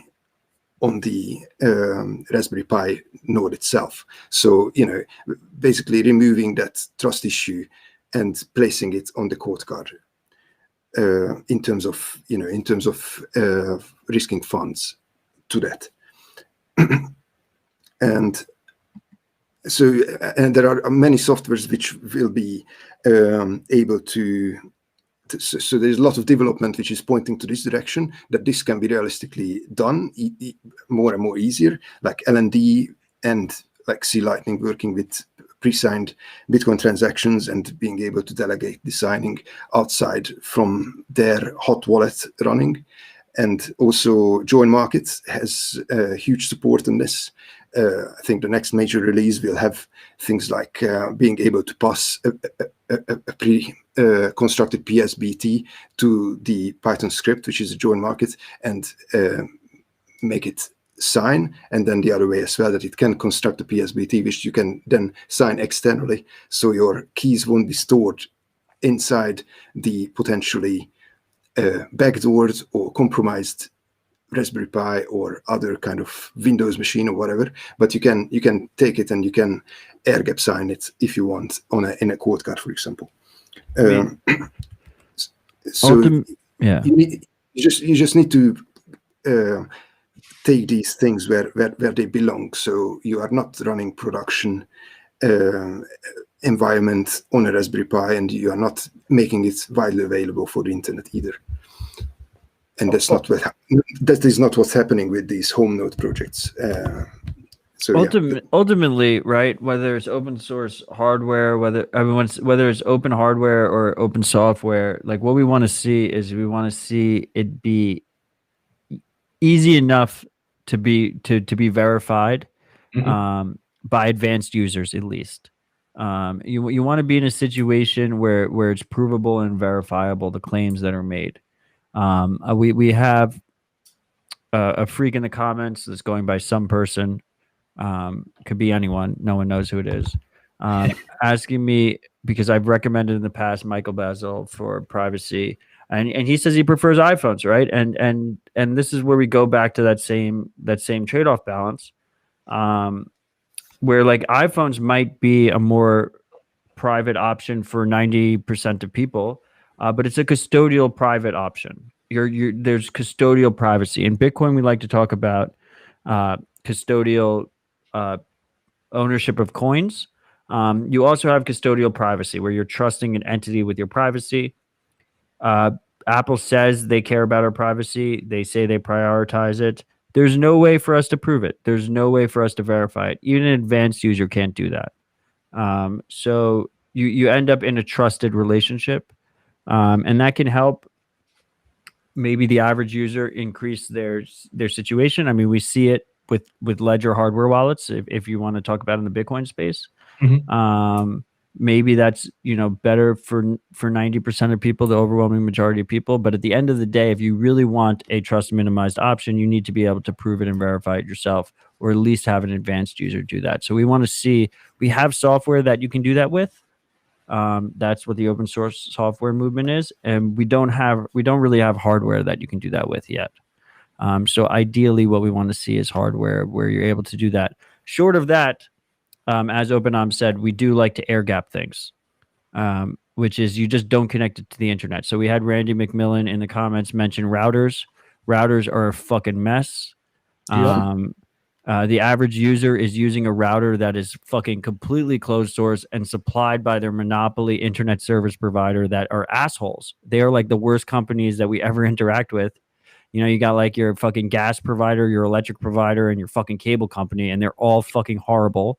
And they provide you a router that can see all of your internet traffic, everything you fucking do on the internet. So, I mean, we can talk about, trying to push for more open hardware in that respect. But ultimately, if you're talking about securing funds, securing information, you just keep it offline. You just don't put it online to begin with. And that's what cold storage, the concept behind cold storage is all about. You can have like the most insecure setup, but if you never put it online, at least the malicious individual needs to come into your home or your office or whatever and have physical access to compromise you. We do not have that liberty with Lightning. I see someone mentioning it in here. Lightning is by default is a hot wallet, right? Well, it is a scale, right? So there are like 6 different keys in an LND wallet, actually. And I mean, the two main things. I mean, we can differentiate 3 at least very easily. That one key, which is completely different, which controls the on-chain wallet. You don't need to use that at all. You can fund your Lightning channels from the outside, and that's very, very, very difficult.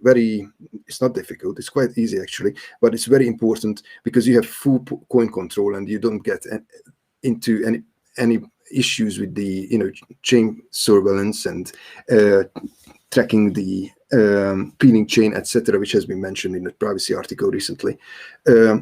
So those are keys which you can already decouple and even air gap. There are keys which are required to open and close channels. Those are only needed occasionally. So, I mean, if the software would support it, and I'm sure it will as it being developed, those can be taken offline after they have been online. But the keys which are actually signing the transactions, if you are running a routing node, those need to be hot, because otherwise, you wouldn't be able to go. You wouldn't be able to forward payments, but they don't need to be able to pay out. So there are different permissions needed to reduce the balance on your node, or to forward a payment, which only, I mean, worst case, the balance stays the same, but usually increases with the fees earned. Yeah, that's to Lightning wallets. So there could be, plenty of developments there. There will be. Yeah, I know the Lightning Labs guys are working on some solutions to try to have some sort of hybrid model wallet and not have so many funds hot. So we'll see how that plays out. It's going to be very interesting. There's definitely a lot of room for improvement there. Oh my God, so much fucking nuance. But anyway, we're making progress, right? Yeah, man. It's like, on Bitcoin, everything moves really slow, right? And, we try not to break anything. And on Lightning, it's the opposite. Like, things are moving at like 1,000,000 miles an hour. So it's going to be like that for a while longer until this thing really starts to slow down and ossify. But there's a benefit to that. We could keep stuff on the first layer, nice and not breaking, which is great. So we have a new section of this show titled "Questions from 6102," and he sends questions ahead of time. Like, he just dropped a question in. We're not going to get to Watchtower so quickly. I didn't think he was going to be in the comments, so he actually sent these questions ahead of time. So the first question is, what do you guys see for the future of join market? Will it slowly grow in popularity as tools improve, or remain a more niche tool? We'll start with openoms, because he's kind of dedicated himself to making the UX easier for join market. Well, yes, because I love to use it, and it's such a versatile tool that I cannot recommend it enough. It comes, it comes with a steep but short learning curve. But after you have mastered it, you have a wallet which gives you privacy and gives you perfect coin control, and you can construct any transactions you like. You can use pay join, you can use coin joins, and you can pay with coin join, and a lot of other things which are hidden in the scripts. So the future is that it is continued to be developed since 6 years now, and there is no stop in the development. Like, if you look back, how was it 5 years ago? It is absolutely not the same how it is now. And also, it's just been changed to default to native SegWit addresses. So you have some, not only you have some fee savings there, but now it is much easier to use it as the external wallet for your Lightning node, because that's what is most useful in it, and that's why I'm trying to kind of explain, or I will definitely need to write this up in more detail how to do it. But you have a selection of different size of coins, different size of UTXOs in your join market wallet, which are like individually coin joined to a different level, and you can pick and choose one and just open a Lightning channel from that.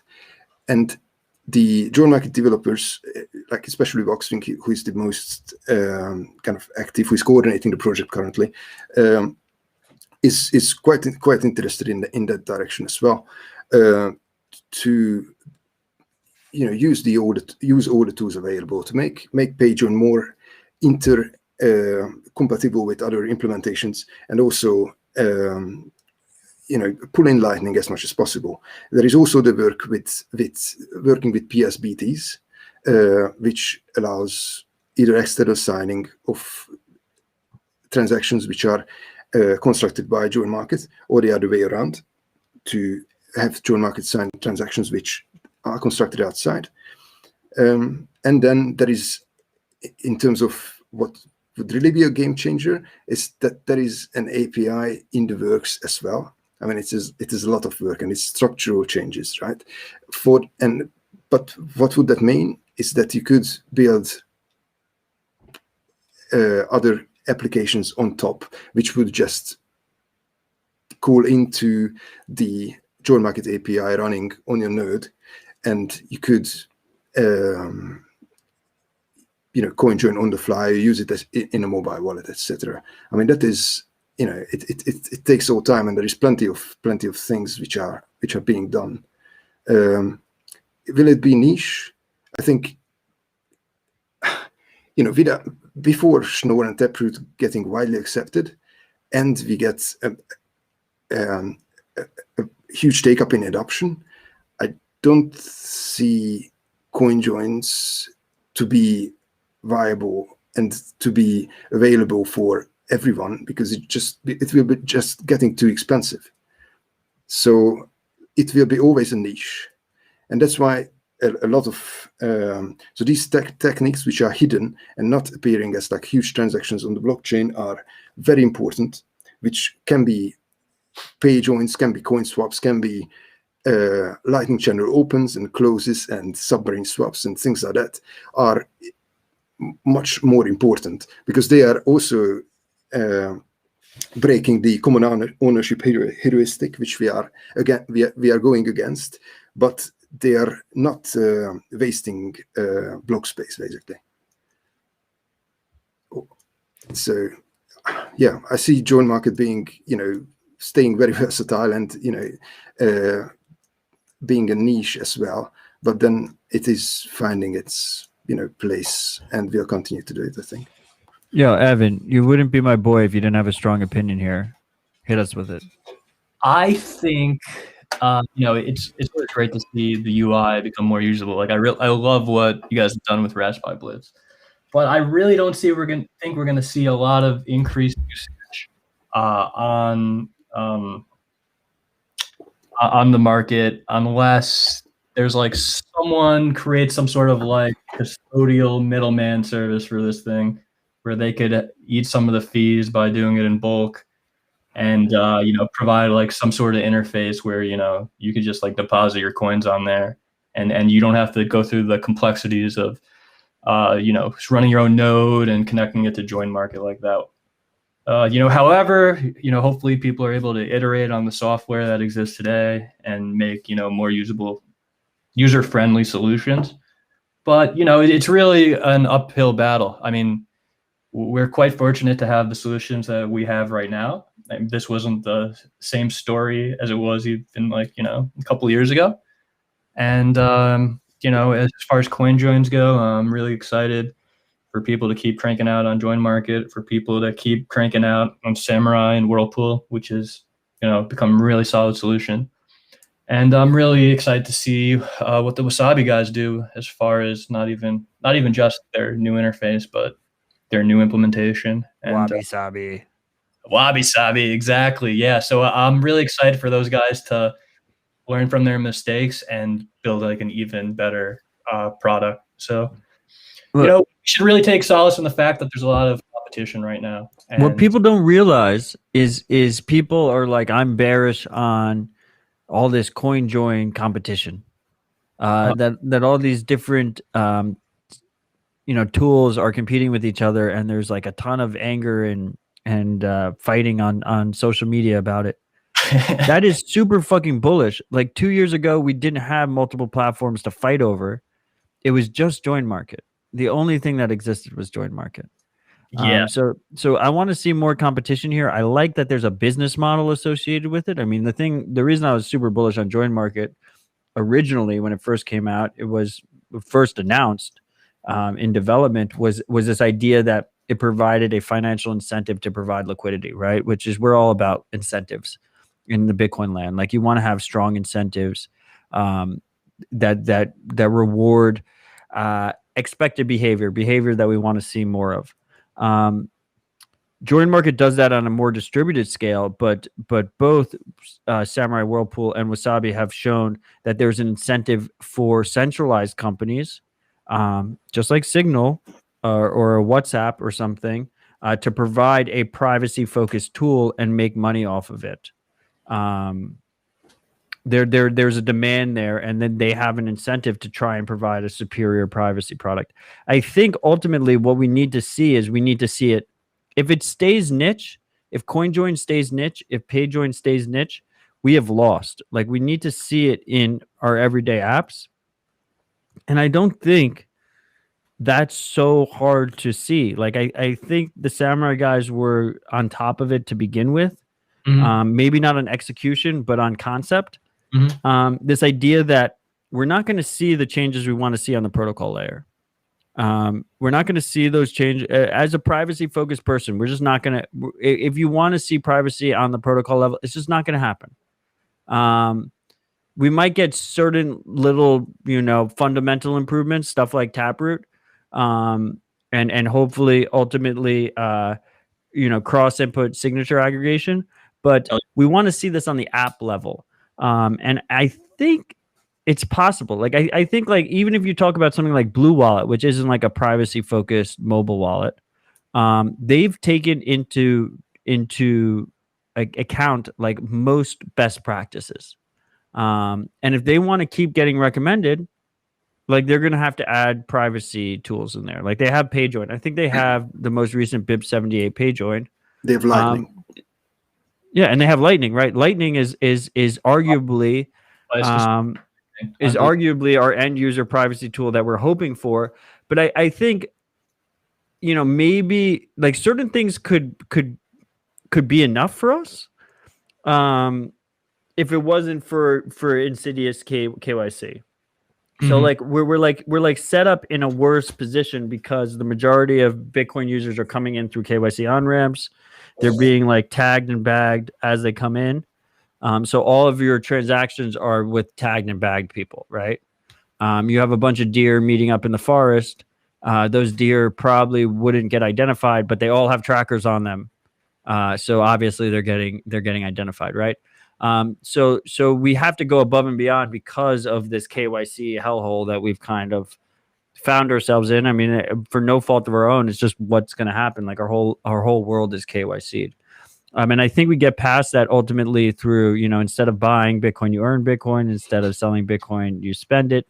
But it's going to be a long process. So, I mean, I think this is a great time to transition to Lightning. On Lightning, I think ultimately the sender gets a massive privacy improvement. I've talked about on the pod that I'm the asshole that when someone sends me a donation or a tip and tells me they did it, and they're like, I want to buy you a bottle of whiskey or something, I do like a little minor chain analysis of them. And I tell them things about their bag just to try and teach them. If they pay me with Lightning, I can't easily do that. So for a sender, Lightning gives you an additional privacy improvement right off the fucking bat. For the receiver, it's not the case. There's a ton of fucking nuance in trying to receive Bitcoin privately through Lightning. We have a recent paper on this subject that came out. I put this in the video. If you're watching the live stream, if you're one of the few freaks watching the live stream, we appreciate you. An empirical analysis of privacy in the Lightning Network. That's arcciv.org/abs/2003.12470. You may have seen this paper in the past. They recently updated it, which is why it's being brought up now. This was a question as a part of 6102 question hour. Have you had a chance to read the recent Lightning privacy paper? He didn't ask, but I assume. What is your opinion on that? Can I start? Yeah, hit us with it, openoms. So, yeah, I just put a link as well about slides from a presentation which I've done in HCCP 2020, which you can download and and have a look. There are a couple of things mentioned there which are part of this article, and I mean also been triggered by the previous version of this article. Also, just one comment before I forget about.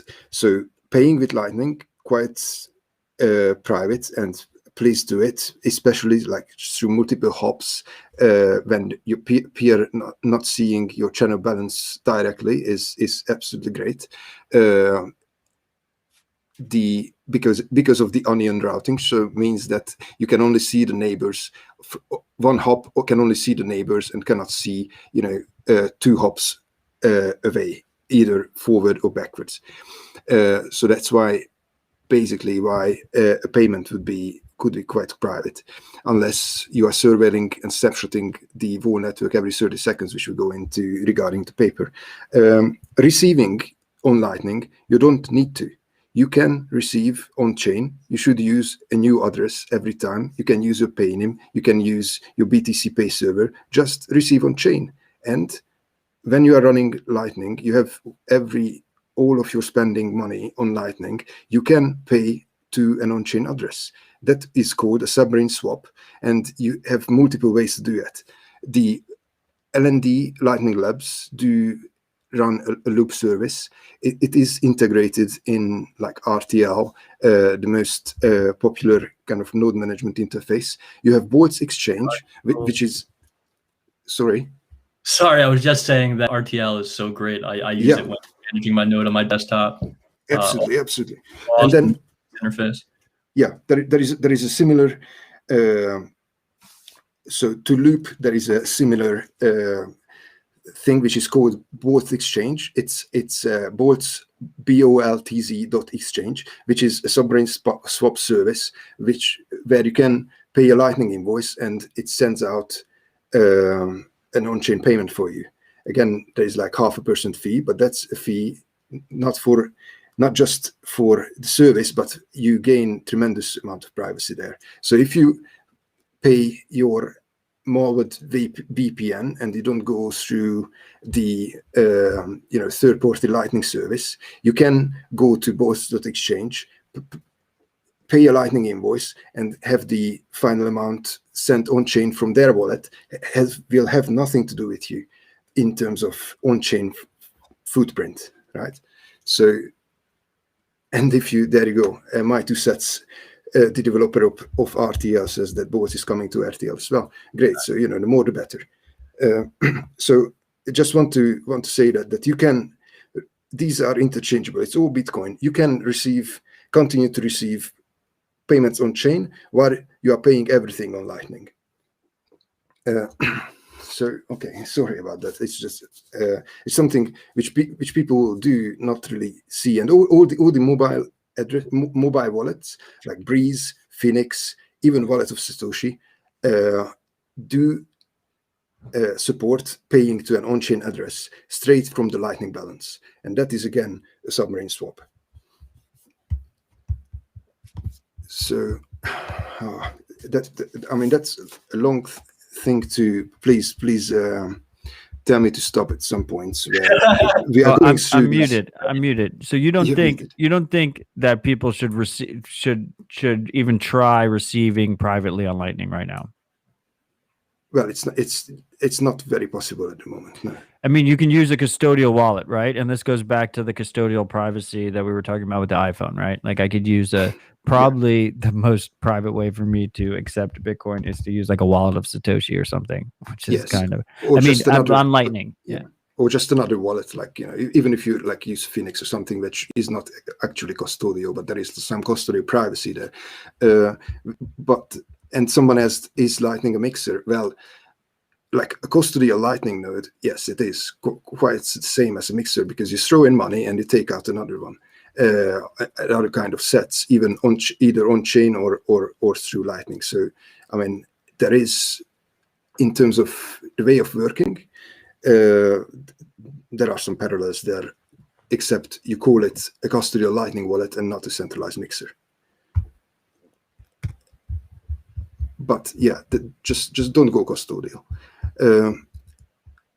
But that's what I'm saying. That's not really a good argument. I mean, I don't know if on Lightning, if don't go custodial is a good argument. Like if I'm withdrawing from then from don't go custodial with significant amounts. if right? you're withdrawing Or from a for long custody time. exchange, I mean, look, this is where I wish there was no nuance. If you're withdrawing from a custodial exchange, let's say we're withdrawing from Bitfinex, Mhm. and I have a Lightning node that I don't want Bitfinex to know about or the rest of the world, and I'm you withdraw KYC with on-chain. Bitfinex, then I withdraw to Wallet of Satoshi, then I pay from Wallet of Satoshi to my node. Wallet of Satoshi might be able to connect the dice, but at least Bitfinex can't. But it doesn't have the KYC information of Bitfinex if Bitfinex has you. Right. So there's like an argument to be made on Lightning. There's an argument to be made for custodial. On Bitcoin, probably never use custodial. But yes, but this would be just a low amount, right? Because it wouldn't worth it, and you wouldn't be able to withdraw like multi-million satoshis to Lightning. You would withdraw on chain and pay the 40K sets withdrawal fee. And so openoms. Let me hit you with an actionable example that maybe at least the freaks that are having a good time, having fun, staying poor out there can relate to. I was playing poker the other day, and they said, Matt, you can't be like sitting around never being the banker. Like this is like week 10 of poker. You've never been the banker.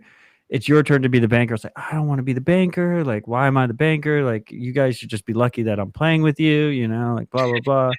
And they like compelled me to be the banker. So I was like, okay, fuck it. I'll be the banker. And then some guys were like, I want to pay in Lightning. I want to pay in fucking on-chain or whatever. So I gave people individual addresses for on-chain if they wanted on-chain. Otherwise, I provided them individual invoices if they wanted to pay on Lightning. And so one guy, I provided a Lightning invoice, and the Lightning invoice said, this is for 500,000 sats, right? Which obviously an invoice would say. And then it showed his NIM, and then I put his NIM in the memo for my own, so I knew that he was the one who paid it, right? And then I put poker, so I put his NIM plus poker in the memo plus the amount, and he paid me with Strike. So now Jack forever, and any regulator who he works with has this from his KYC name. Has him paying this invoice that says his NIM, poker, and the amount, right? And like he would have been way better off if I had just given him an invoice from Wallet of Satoshi. Yeah, I mean, what he did is he did not use a Lightning node. I mean, not his. He withdrew from an exchange to your invoice. That's what he did. Yep. So yes. So but he didn't only dox it. My point is, not only did he fuck himself, he fucked me, right? Yeah, because now Jack he's my boy. Hopefully Jack isn't going to come after me, But now this regulated entity knows that Matt. I mean, this is my public node. Knows that I was playing poker with this specific user at this time, and this was the amount we played. Yeah, absolutely. Right, as a receiver. And that wasn't my choice. I provided the invoice, but I didn't know where he was going to pay it from. I didn't know he was going to pay it straight from KYC. You made a mistake there, because any invoice. There's no personal responsibility, openoms. I did not make in terms of privacy. I mean, you realize that very well, and that's why I brought this example. There is, for example, if you not have a node at home, there is lightningdecoder.com, where you can put any Lightning invoice and it just shows what the content is. It's not encrypted. It is just in a format which needs to be decoded and shows you the node ID where you are paying to.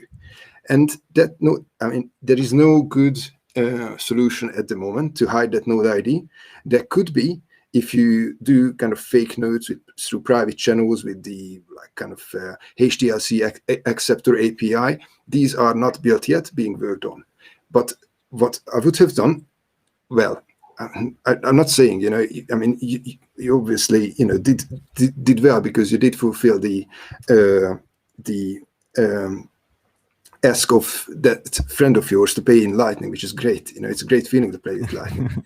I don't know how it is with Strike because it's not available in Europe yet. I haven't used it either, only on the receiving end. I've only been doxxed unintentionally by Strike. I've never actually used it. Right. So what you could do is just to take your phone, download the mobile wallet, let it be Breeze or Phoenix. These are non-custodial, so you have the keys, and you use those as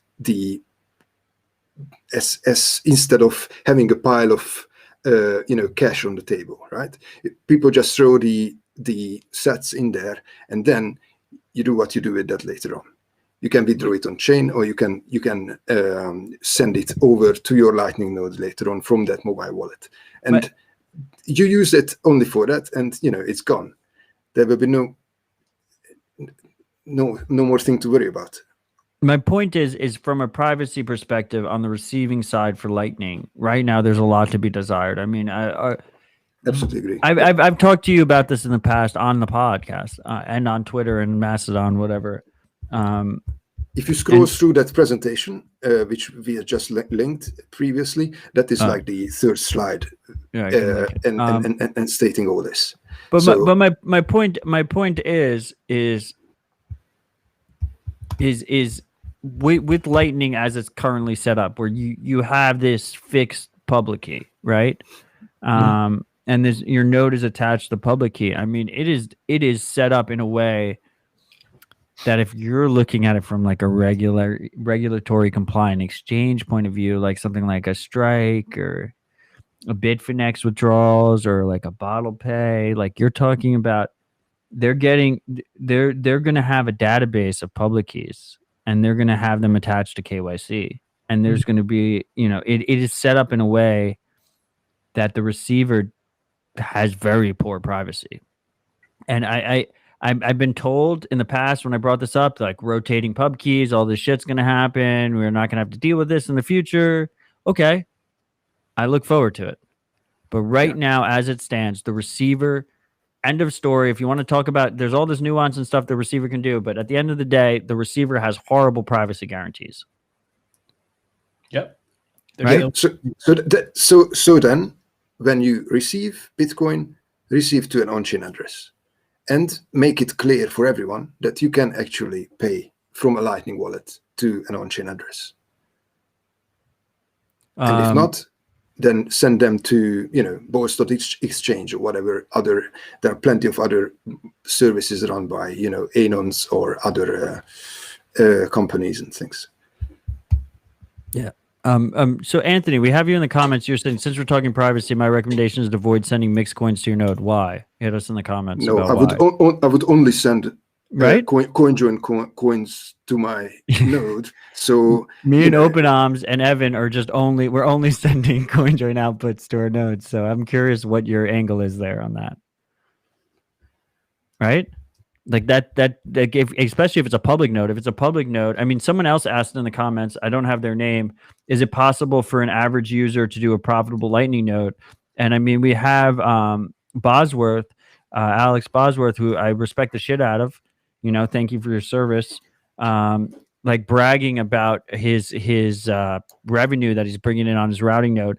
Like, bro, you named the reputation score after yourself. It's the Boz score. Like, of course you're making money off of it. I think the average user, like this average sovereign Bitcoin node operator, who is running everything through Tor because he doesn't want to expose his IP address, he's fucked. Like, there's no way that he's going to ever have a profitable Lightning node. That is fine. Like, it's he's going to run it for ideological reasons. I run my nodes for ideological reasons. Both of you guys run your nodes, I think, for ideological reasons. Like, am I misguided here? No. That's what I was trying to allude to at the beginning of the show. Like, either you're running like a personal node, really, or you're running a routing node, and that routing node is not going to have the same privacy properties that your private one does, right? But you're also, have the chance of making a profit on that routing. The thing is, what the misconception here, right, is that people think, okay, I can just put up this capital and create these channels and then sit on my ass for a month and then come back and see a lot of profit. And if that's what you think is going to happen, like, I'm sorry to be the bearer of bad news, but that's just not how it works. If you want to be a routing node and make a decent amount of profit, you need to A, put up a significant amount of capital, and B, you got to be managing it daily. And if you really want to like be cutting And edge, C, it has to be on ClearNet, on like AWS. it's got to be No. ClearNet. You No. might want to. You could have the Tor option on your node, but you can't have a Tor only node. No. That affects You can. the routing and the pathfinding, You right? can't openoms. Your node was offline for a fucking week while they tried to figure out the V3 issues. Theoretically, you can, but as the way the network stands today, it's not practical to. So look at the node which is called YALS Tor, and guess what? Who is managing that? And is it profitable? Which Yeah. node? Which node? Yeah. YALS Tor. So But- No, but it's Tor plus ClearNet. He has a ClearNet. Yeah, it has the ClearNet too. So anyway, the point is, no, it doesn't. if you, Yeah, it's accessible from both. Y'all's is both. It's not Tor only. No, there are two nodes. There are YALS ClearNet, and there is a YALS Tor node. The main y'all's node is both ClearNet and Tor. Look, the one I just linked has 26 Bitcoin capacity. I'm like, That is not a minor node, and only has what a tiny node. yeah, exactly. Only has Onion address. Let me check. well, he also has the advantage that he's providing a service there too. So, Oh, this is his Tor only node. Yep. gotcha. Okay. Okay. But anyway, we're talking about the guy who's like, he fucking designed, like he's like a main lightning dev, you know, like this is Absolutely. ridiculous. Like no one should be, I have people reach out to me. They're like, Bosworth said that he made like 5 Bitcoin. Like, why, like, can I not make money? You know, Look, like it's ridiculous. It- Like it's- I've only lost money. you got to be very active to be making those numbers, and you got to commit a lot of capital. You got to see that Boz on his node. He's got a lot of money behind them. So, I've lost so much money on my lightning node. but It's you're not. nodes. You're not I've lost so active. much money on my lightning nodes. You've Look, just look, sort of just. if you want to make money and want to help the network relay, then put the money into join market and offer it as coin join You liquidity. don't make any money on join market either, bro. You can raise the fees from the minimum well below the default, so people will still accept just pressing enter, and you will actually make more money than with the same liquidity putting on a lightning node with plenty of work done. You know, this is just fact. and that's what Neither of the returns overcompensate your hot wallet risk that you're taking. Well, you need to.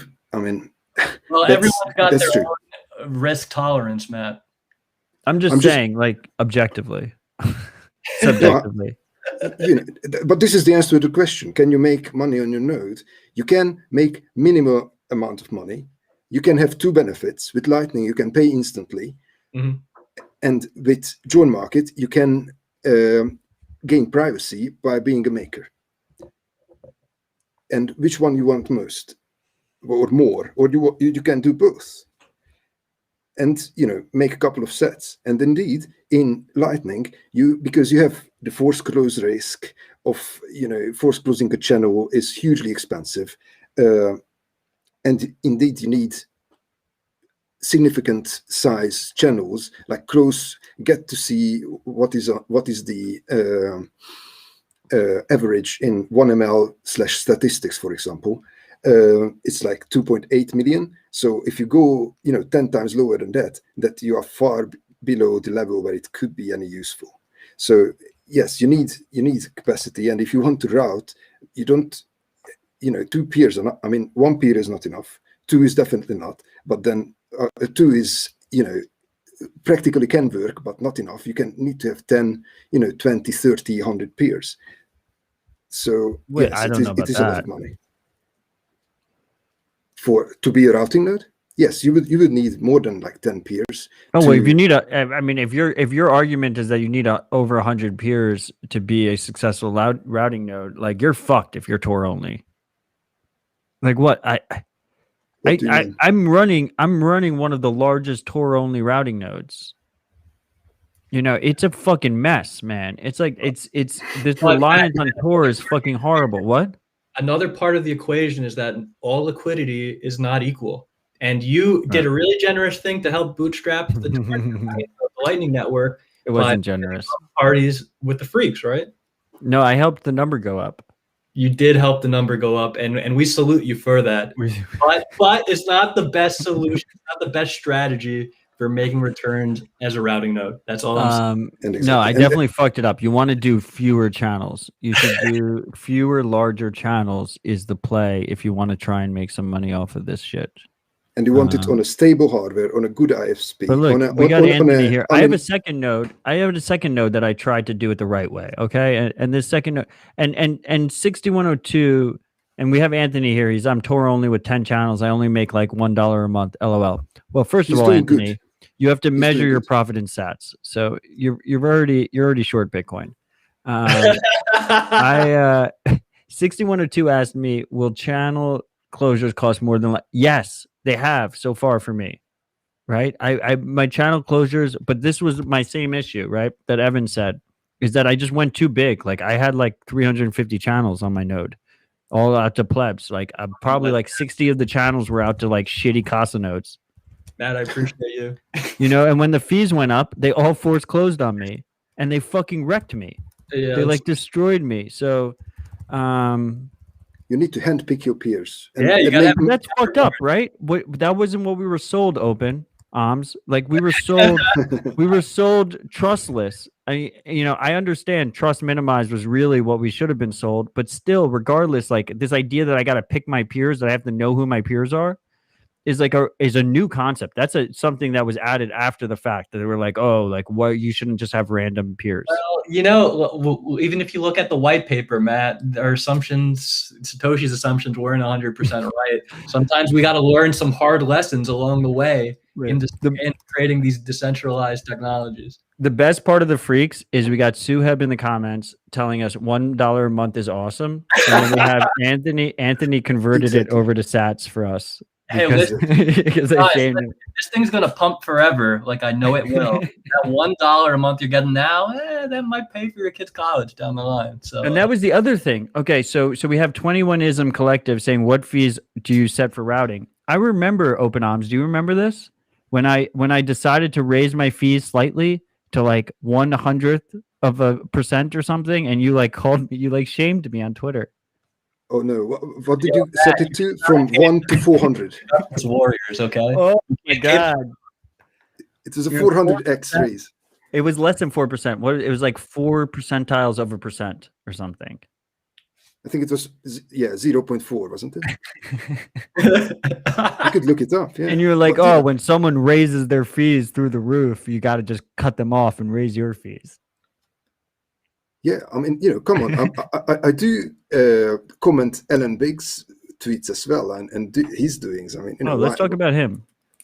Oh yeah, well, or them, right? Or NSA.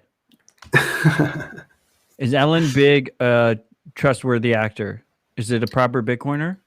I did interact with him a couple of times, and he is reasonable. He looks like a person who has like a rather explosive personality, but logical, and seems to want to do good for the network. I mean, I don't know what his aim is, and I don't really have channels with him either. Wait, all of his nodes are located in the same data center in Virginia, like a half an hour from Langley. Which is the CIA headquarters for the non-Americans or anyone who's not watched like a docudrama. Tracks a little bit better than that. I almost feel like it's less suspicious that it's located there, because why would they do that? But at the same time, maybe they're just playing 4D chess against us. But it's like half the network. Alan Big is like half the network. Yeah, still, we should make him, insignificant. I love this 6102 saying that I'm Ellen Big, but most people think I'm 6102. So maybe 6102 is Ellen Big. Okay, now we're talking 5D chess. Okay. What do we think about Ellen Big? Let's riff on this. No one talks about it. We got to get the network to the size where he's insignificant, and then we shouldn't care, Exactly. And with private channels, we might be already there. But the public capacity is still we don't know. That's the thing. It's a black box, really. Well, once again, fuck private capacity. We don't care about that. I think that's a bullshit argument. I understand the private capacity argument. It's not beneficial. No, you're right. Even if we did have all this capacity on the private that we knew of, we can't like take that into consideration. We should just assume that the capacity there is like 1 Bitcoin or something like just minuscule, because we got to keep iterating on this thing, and we got to find ways so that we're not dependent on just that number, that black box value saving our asses. We can't be dependent on that. That's so like the argument that Bosworth makes, like for the freaks, is that we talked earlier about a completely private channel network, which is as far as I'm concerned is irrelevant to the average user. There is a private channel usage that is relevant to the average user, which is that if I have a channel with Evan's public node, let's say as a explanation, and that channel has 16 million sats total possible capacity. I could then have private channels that do greater capacity than that, and they will always fulfill any up to 16 million sat request. So you can have like, as long as you have a channel that's large enough for your minimum payment, you can have a bunch of you can have a shadow private channel that's way larger that can fulfill that payment. So you're basically just broadcasting your largest payment capability. And it can be opened and closed without, being advertised with your node, and which is cool. But I just think that's way less used than like this like random private channel network that's completely unrelated to us. Yes, but if you're a routing node operator, if you want to make money, for example, who are these people? If it's like we are these people. We are the routing node operators. Yeah, exactly. It's like 3 of us. Yeah, we're like 3 of the 12. 3 of the 12 sovereign routing node operators are on this fucking chat right now. Continue. Yes, exactly. But what you want is for your security, you want to minimize your exposure, your hot wallet risk, and etc., or your attack surface. So you would want to minimize the advertised public capacity of your node. So you don't want to, if you have like sets flying into one direction and you need more liquidity in that direction, then you don't want to just open another public channel. You want to open another private channel, so you're not advertising that your capacity is suddenly higher, but you will be able to continue to route. And when that depletes, you will open another private channel to that direction and close the old one because it has depleted. And you close in a way that the sets are on chain, ending up in your, let's say, your join market maker wallet, and this just keeps coin joined away. Or you can just use your core storage as well. You don't even need to touch the on-chain wallet, and you won't be building up this problem with the peeling chains and whatever merging changes from private channels to public ones and things like that.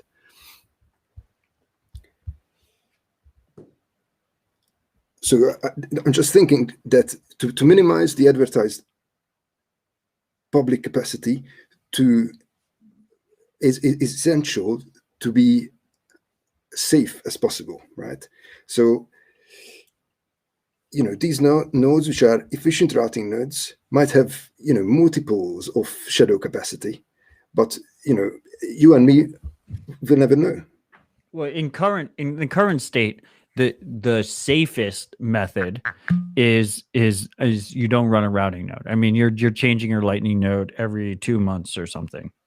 You're just constantly closing out your node and moving to and on-chain fees aren't that high. So whatever. Close out your node, coin join, move to a new node, new pub key. Well, if you have doxed your pub key, then that's the case, yes. Your pub key is doxed every fucking payment. That's my point. But if you're just running a routing node, you're not necessarily using it for payments. Oh, so you're never receiving payments from it? Yeah, you might not. So you have your payment node as a separate node that's attached to your routing node as like an auxiliary channel. As a routing node, you are not interested in receiving payments because what you are selling is the incoming liquidity, is the incoming capacity. So that's what you can do. So someone pays through you. So you need to have roughly like 50% of your overall balance to be your overall capacity need to be on the distant side and on the local side. So you don't want to receive payments, because that would reduce your ability to route payments. I just fucking love that he called it the boss score. Hey, listen, You know what it stands for? he made up something. It's balance of Satoshis, but it really yes. stands for Bosworth. Like, who do you think we are? Like, we know it stands for your name. It'd be like if Odell, like, I don't know. I can't think of it on the spot, but if I tried to come up with some fucking bullshit. I'll think of it tomorrow. You'll see. Yeah, someone figure out Odell, but the boss score is not used for many things. It's just a public score which you can build on, and it's used for loop. For loop, how? Yeah, loop liquidity. Boss not score sure. isn't as bad as Odell's score for privacy. Is a very good take. I appreciate you guys. Yeah, we know Suheb. We know it's called balance of Satoshi. I appreciate Suheb being here. One of my boys. Loop is a submarine swap service. What would it do? Yeah, the Odell score is horrible for privacy. Don't judge yourself. Loop bases your like whether or not someone goes with you based off your boss score. Pool. What? Pool, not loop. Oh yeah. Sorry, pool. Easy to mix up.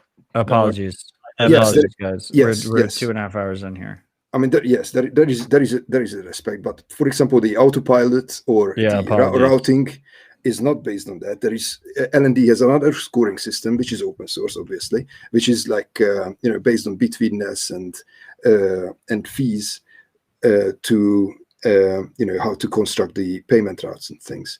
And I mean, yes, I mean, I don't agree. I mean, I would prefer to have like an open source scoring system as well, but also the argument is if it would be fully open source, then it would be easily gameable.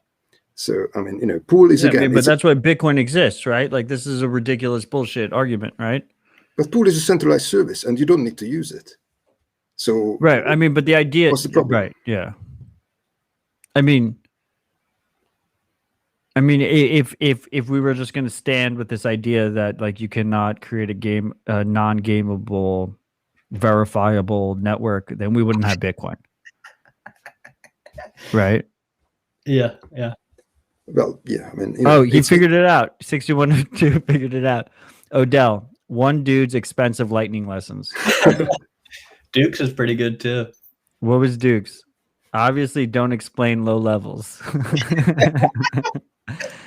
Yo, freaks, I love you guys. I appreciate you guys. I love interacting with you live. I mean, I just for the freaks that are here live and to the podcasters that are here, I just want to let you know, we have like 70 freaks here. We have like 80 freaks here paying attention. We're like in a small, close-knit, like little fuck around group, just watching the price of Bitcoin on our favorite exchange and then also Coinbase. And we're just having fun with it. So I appreciate you guys going with this. Look, I mean, I know the price is bumping right now, but that spread is really tiny right now. That's like what, less than 1% now? No, yeah. I mean, I'm if the freaks aren't going to pump this shit to 50K on BISC, like, are they really freaks? Like last week, that's what we had. So I mean, I just wonder, like, with the lack of liquidity there, like if you're not pumping that price, are you really a freak? Yeah, freaks. Think about it. It's economically like smart for you guys to be purchasing on BISC. If the price spread is as a percentage, a smaller percent than what it would cost to coin join, then buying on BISC is a great option. Let's pump those numbers up, freaks. Come on, non-KYC sats. Let's do it. So Anthony mentioned what I was talking about, which is on pool, in Lightning Pool. If you're not top of the boss list, if you're not top of the balance of Satoshi's list, you cannot sell your liquidity in the pool. You have to be a verified seller. And he named that after himself and then pretended it was balance of Satoshi's, right?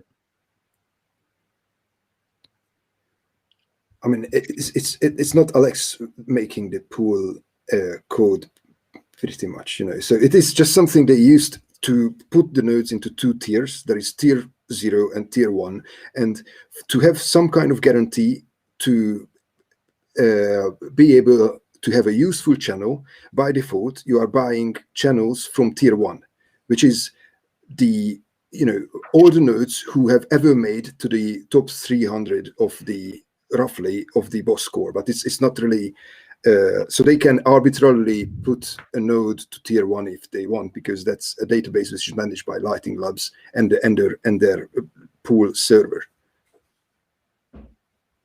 So I mean that's how it is used, but it is not very significant. And there is a comment again. Anthony says that none of his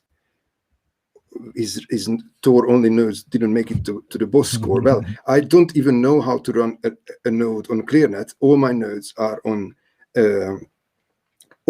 Tor only, and they have all made it to the boss score, boss list. Just for maybe I'm on the same Telegram channel as Alex is, right?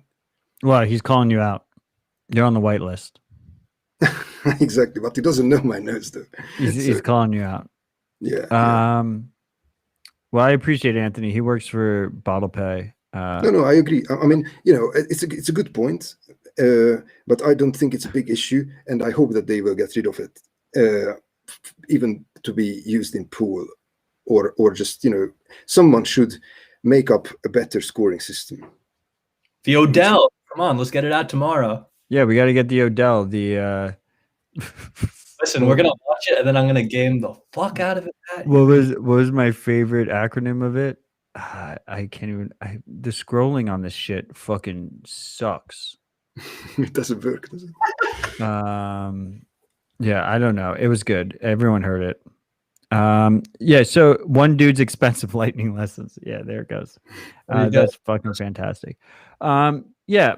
I mean, we'll work on it. I don't think it'll ever. Honestly, I don't think it'll ever be profitable. I'm fine with it. I do like someone was like Citadel Dispatch E0.0.6 boss score. Like that's what I should say. Just like the Sea Lightning release names, they always have a funny release name. Shouts out. I just want to say, that what I'm going for with Citadel Dispatch is both the hangout that the average freak might have fun with, but also the hangout where we have our legend Suheb tell us that he was not aware of the boss score requirement for pool mid episode, which is fantastic, right? So we're helping.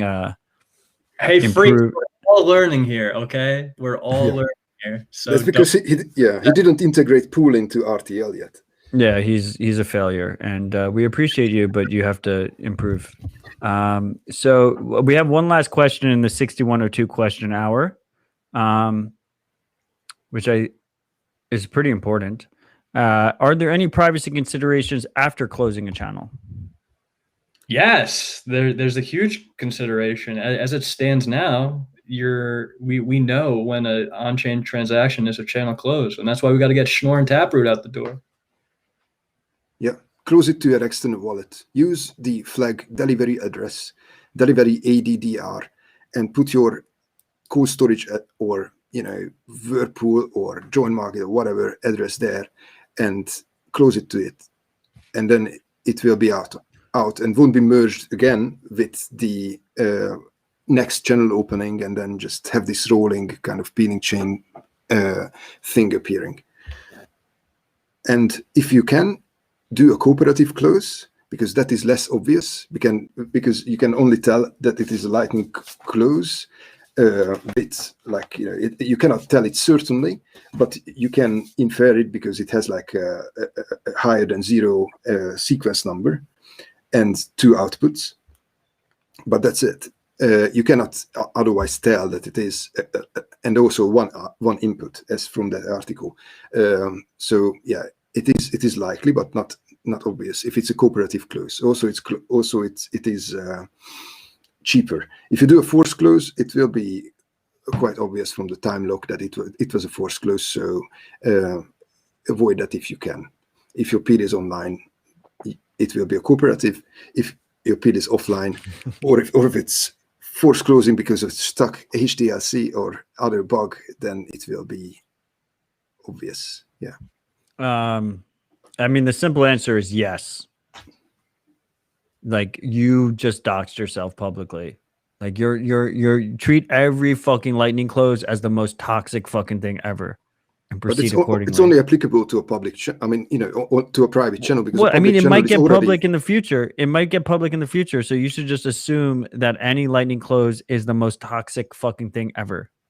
But if it's a public channel, it's already out in the open. So UTXO is never private, because your channel point, which is the actual channel, is being advertised at the gossip network of the Lightning network. Okay. So if you have a public channel, then what I said is absolutely correct, right?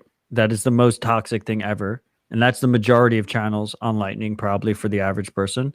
And then if you have a private channel, you should probably also proceed accordingly, because whoever you have the private channel with knows that shit, right? So yes, so use coin control as much as you can, and mix it, or coin join it. Sorry. Well, you should coin join in and out, right? I mean, that's I think it's not a untenable position. Like, you coin join in, you coin join out. And that's how it is. Because even if you have a private channel, if I have a private channel with openoms, he's my boy, but I don't even know his real name. I don't know his government name. Like, I know him as openoms. He could be James Bond. He could be 007. I don't know that shit. So if I close a channel with him, he knows that channel close transaction, right? And he can follow me on chain for any transaction from that point. Same as if he sent me an on-chain transaction. So you need to treat that transaction as the most toxic fucking thing ever, right? And it should go into CoinJoin beforehand. It should go into CoinJoin afterwards, no matter what, in my opinion. Or it could be swapped. It could be swapped. Yeah, there's nuance. Fucking deal with it, though. Like treat it as fucking toxic. It's toxic. Bitcoin is not private. It is, but only if you use it that way. Not by default. It's so far from that. Yeah. We'll get there. So when will coin join be in and out automated? That is why I'm opening my channels from my Join Market wallet, and that is why I'm closing into it, because then it is bloody automated. Hell yeah. No, but we need Zeus to do it for us. Like, Zeus should just... I don't know who the dev is, like the main maintainer for Zeus, but I feel like Zeus should just... It should just be like, I deposit funds. It should just automatically coin join, and then it should be like, these funds are ready for opening channels with. And then when I close a channel, it should just automatically go into coin join, and it should be like, these funds are ready to remove. Hell yeah. I mean, that's the dream. Let's make it happen. I think we're going to be making some steps in that direction. There we go. Game changer. That's what I want to see. Do you want to talk about anything Zeus related? I mean, someone mentioned something in here about watchtowers.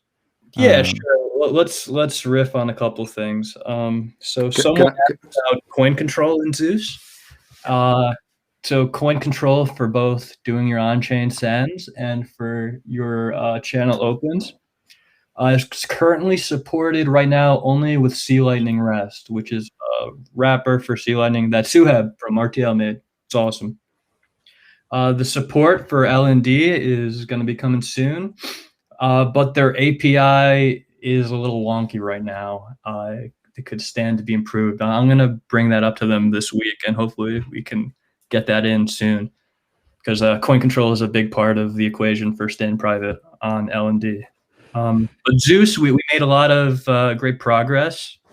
Past couple of months, we sort of wrapped it up this week, in that we've got Tor running natively in the app, both on Android, which you previously had to do with the Orbot app separately, which was a big pain in the ass. And now also on iOS, which wasn't really possible at all. You'd have to do some VPN action to access your node remotely. So we're really happy about that. The guys at Cypher Apps coded that up, and we paid out their bounty. So shouts out to everyone who contributed to that bounty. Matt helped hook us up with Let's fucking go. Yeah, let's fucking go, guys. So now we got this great... And they say you can't throw money at problems. Bullshit. we fucking did it. React Native Tor. So we're hoping that our buddies over at Blue Wallet and at Hexa Wallet, which also use React Native, will be using this library too. So we're making Bitcoin just a little bit more private in our own way. So again, shouts to everyone that helped out with that. Capitalist Dog and Mr. Cool B, Ben Prentice. You guys really helped get that over the line. And shouts out again to Cypher Apps. But yeah, Zeus, we're going to just be trying to make the experience better all in all. We're talking with the Bitcoin design group on helping us clean up the user interface. We're also like really focused on privacy, and that's really important, as you guys could tell with the Tor release. We're going to add coin control to LND real soon. And this next release with Tor, before we get out the door, I'm trying to finish up a new feature where you can pick your first hop and your last hop when paying a Lightning invoice. So hoping to have that out with the new release version 0.5. Ooh, I like that idea. Yeah, I think that's going to really go a long way because, you know. So if you could pick your first hop, then there maybe is some hope for a sovereign Lightning node operator to make a profit, right? Because they make a profit off of being that Tor-only node that you go through. Yeah, for sure. I think that could go a long way, and it's right in the LND API. It's all coded up. I'm hoping to test it in the next week or so and get it out the door. So yeah, we're just making some improvements there. That would be really good. As you guys know, we support all the big Lightning implementations right now. If you got your own node that you're running, which is the best way to run Lightning, you can connect on LND, C Lightning through Suheb, C Lightning REST, and also through Spark. And most recently, we got Eclair support. If you don't have a node, you can right now connect through LND Hub, which is what Blue Wallet's running off of. But we're also going to be looking at Neutrino, as Neutrino support's going to improve on LND. And I guess we could announce it now. I'm now joining Hexa Wallet as an advisor. Matt helped recruit me, and we're going to try to bring Lightning to that wallet too. Hopefully, disclosure. Yes, we're both advisors over there. But yeah, Hexa is like a great wallet, especially for newbies. It really tackles a lot of pain points on getting started with Bitcoin, and hopefully we can help carry that great on-chain experience over to Lightning. Full disclosure, my hands are everywhere.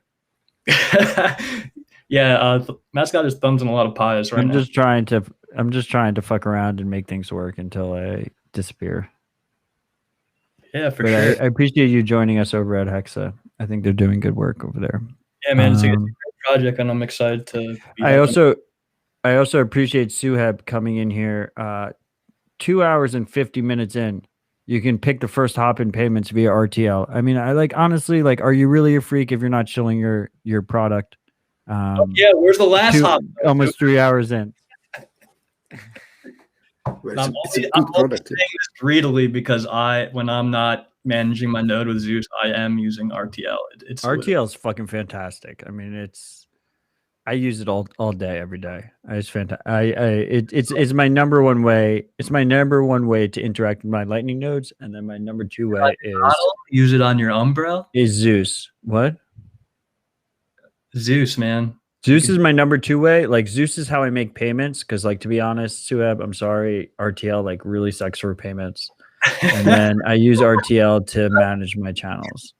It's all right, Suheb.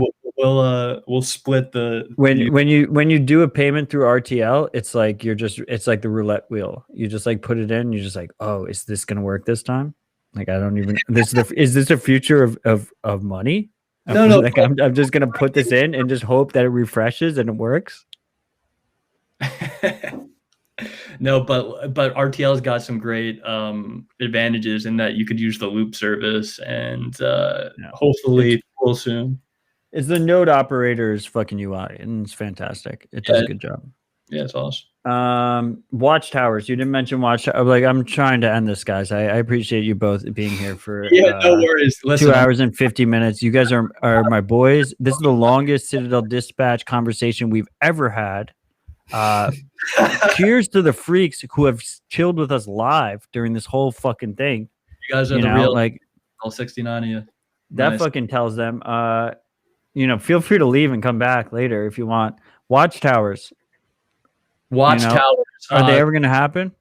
No, they exist right now. So I've used Eye of Satoshi in the past. I think they're updating some stuff. I haven't used as much recently.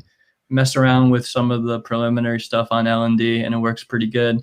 So yeah, Watchtowers exist right now. I haven't personally put out my Justice transaction yet, but I'm going to be doing some more testing with Watchtowers. I just really haven't had a real use case to do it, but I'm working on some new projects that are going to require it.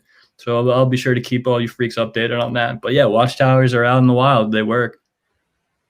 So the point of Watchtowers is to deter the cheaters, basically. So you don't need to know the fact that Watchtowers are available for all the LND nodes, and also via the Eye of the Satoshi for other nodes as well. You are risking much more if you are trying to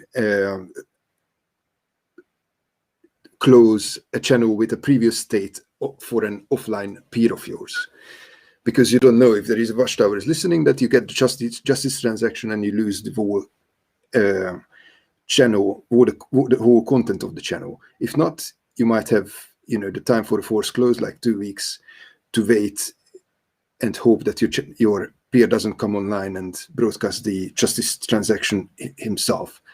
So I think it's great to have deterrence, but I mean, it won't be applied more until it's not incentivized. So you cannot subscribe to a Watchtower.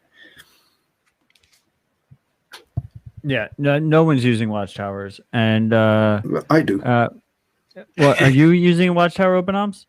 Of course. Oh yeah, I mean, I pretend I'm also using one. I'm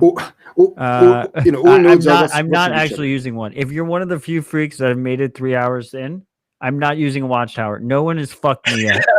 Okay, I pretend on RHR that I'm using a Watchtower because I don't want people to try and fuck me. But let's be honest here. No one, very few people are using Watchtowers, especially the Tor only people. Anthony's like, oh yeah, I'm using one now. Yeah, bullshit, bro. I don't believe you. So okay, I just guys, but with all the exchanges coming on, there's going to be more demand in infrastructure for the Watchtower. So hopefully, we see more development on them. I think it's going to happen. So there is an issue in my repo, lightning management repo, where there are altruistic Watchtowers being listed, and those you can add yourself, and if you use them, just add your Watchtower in as well, and then we can cover each other. And what I do, if you have multiple nodes, just set them up to watch each other, especially if they are in two different physical locations. You're gonna watch me? Somebody. Yeah. Will you watch me openoms if I give it to you? Oh yeah, of course. You don't need to give me anything. You can connect to my Watchtower. Okay. It's listed in that issue. Okay, well, I put it in the comments. If you're watching this live, you can see it in the comments. If you're not watching live, please don't attack me. I have a Watchtower. I just pretended I didn't. Yeah, the problem is that I'm not sure if, I don't know, even if you can correct me on it, that it is, so it needs to know about all the previous states to be efficient, right? Oh, I like this. I like this. If you connect... Sorry. Yeah. Anthony made a good point. Me lying about not having a Watchtower is profitable to me, because if you try and attack me, I'm going to take all your fucking sats. Okay. You get that justice. Come on. So if the Watchtower doesn't know your previous states, then when you connect new to Watchtower with an already running node for months and thousands of states, then would it communicate to the old states to the Watchtower, or only the ones going forward? That's a question to even if you know the answer, but might not. Sorry, I got distracted by a freak on a side channel. Can you repeat that? No, I'm just wondering if you are connecting to a Watchtower with an old node, will it communicate all the previous states, or only the ones going forward? That's a good question. I don't know for sure. Yeah, I will ask that from the LND devs, I guess.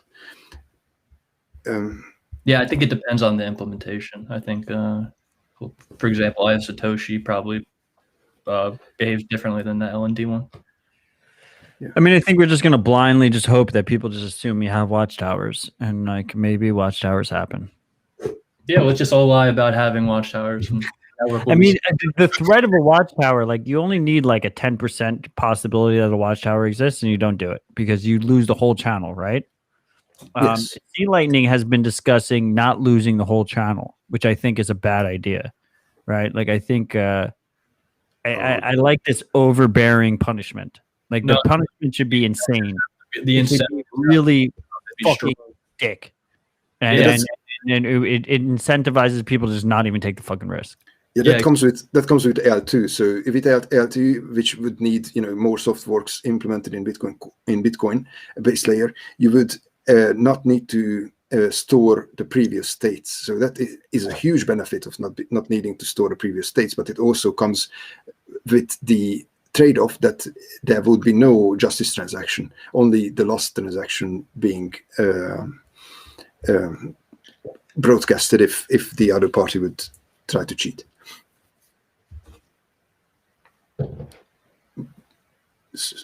So yeah, that's kind of a different technology. So. Yeah. Yeah, no, Anthony called me out. Like I did admit on RHR that I wasn't using your watchtower like a month ago. And then a couple months ago, and then I pretended after that I was using a watchtower because it was risky. But I still haven't lost any money, so I'll be a watchtower for you, Matt. Don't worry. I'll look at it. I'm messing with some watchtower tech.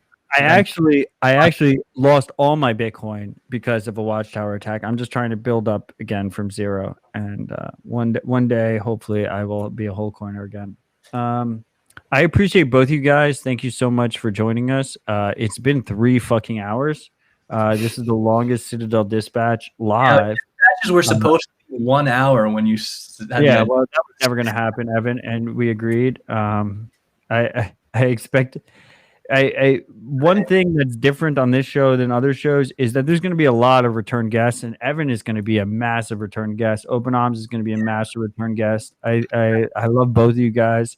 You people are why I Bitcoin. I enjoy fucking shooting the shit with you guys, and that's what this show is about. So like, let's just have some fun with it. Fuck yeah, be better Bitcoiners. I think an idea that is kind of cool, and I think is a cool concept to end the show with, going forward, and at least until the statists realize I'm doing it. Is I'm curious from both of your perspectives, how would you kill Bitcoin? And we can start with openoms. Yeah, I would incentivize people to put money on exchanges by making the environment very friendly, and then suddenly just cut it off. Like take it away from them. Okay. So how would you incentivize exchanges? Like, how are you doing that? Like I would pay interest, would make it very friendly. I would stop all KYC bullshit. Maybe like 6% interest or something? Yeah.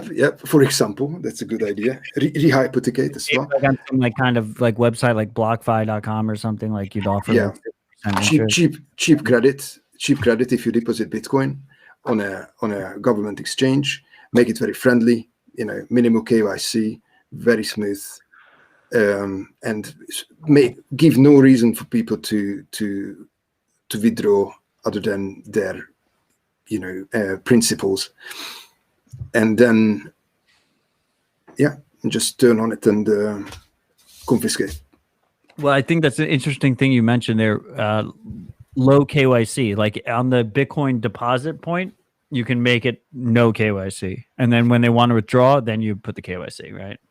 But you shouldn't do it because they shouldn't think that it will be a problem, because but then I'm they saying wouldn't put the user, like you just give them no KYC when they deposit the Bitcoin, and then when they want to withdraw the Bitcoin and actually take money into their own hands, that's when you give them the KYC. You fucking really dig it in.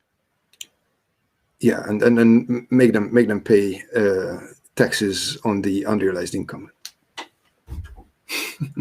No, that would work the other way. So you would you would want to appear very, very friendly, and this is the most natural thing of the word, how it works. Everyone uses Bitcoin, and then just a next jurisdiction comes, for example, in the US or wherever, and just turn the corner. That's why actually some attacks are useful. Shouldn't destroy, but everything which doesn't kill it makes it stronger, right? Yeah, I mean, that attack's happening right now. So, cheers. Evan, you got something for us? Yeah, I would say trying to co-opt the protocol with a hard fork and trying to steer in the direction, something like we'd see with Bitcoin Cash or BSV, but You think that can still happen? you're a bunch of fucking idiots, so that's not what's happening. I would say probably try to pump something like Ethereum, but that would require getting it to actually fucking work. And we also got a bailout in that Putin did a deal with Vitalik, so I don't really see the West putting their currencies on Ethereum. So we got really helped out there as well. Guys, this thing is near unstoppable. Let's fucking get Schnorr and Taproot merged in, and we're gonna win so hard you're gonna be sick of fucking winning. Thank you, freaks. So he didn't answer that question, so I just got to keep that in mind if I ask that question in the future. I liked Vitalik as a slur. I don't know. Like his name is Vitalik. I don't like him as much as the next guy, but you pronounced his name incorrectly. I appreciate both you guys. I love you guys. You guys contribute so much to the Bitcoin space, and I appreciate the fuck out of it because I think ultimately, if we want a better future, what we need is free open source software. We need open hardware alongside that shit. We need to be able to prove and verify everything we fucking run. I need people to stand up. We need to stand up together. Ultimately, we can stand up by ourselves, but we need people to stand up together. I have openoms and evankaloudis here. That's at openoms, open OMS on Twitter, and at Evan Kaloudis, Kaloudis on Twitter. Follow them, enjoy it. Let's have a fucking good time. I appreciate all you freaks. Thank you for joining us for 3 fucking hours. If you're still here on the live show, you guys are the fucking. You guys are fucking awesome. I look forward to fucking chilling with you every fucking week, every fucking Bitcoin Tuesday for the rest of this fucking year. I look forward to having openoms and Evan back here on this fucking show because this show is just about enjoying the time with the boys. So cheers to all you freaks. Stay humble and stack sats. Yeah, thank you so much. Peace, guys. Love y'all. Love you, freaks. Enjoy the week and stay humble. Stack sats.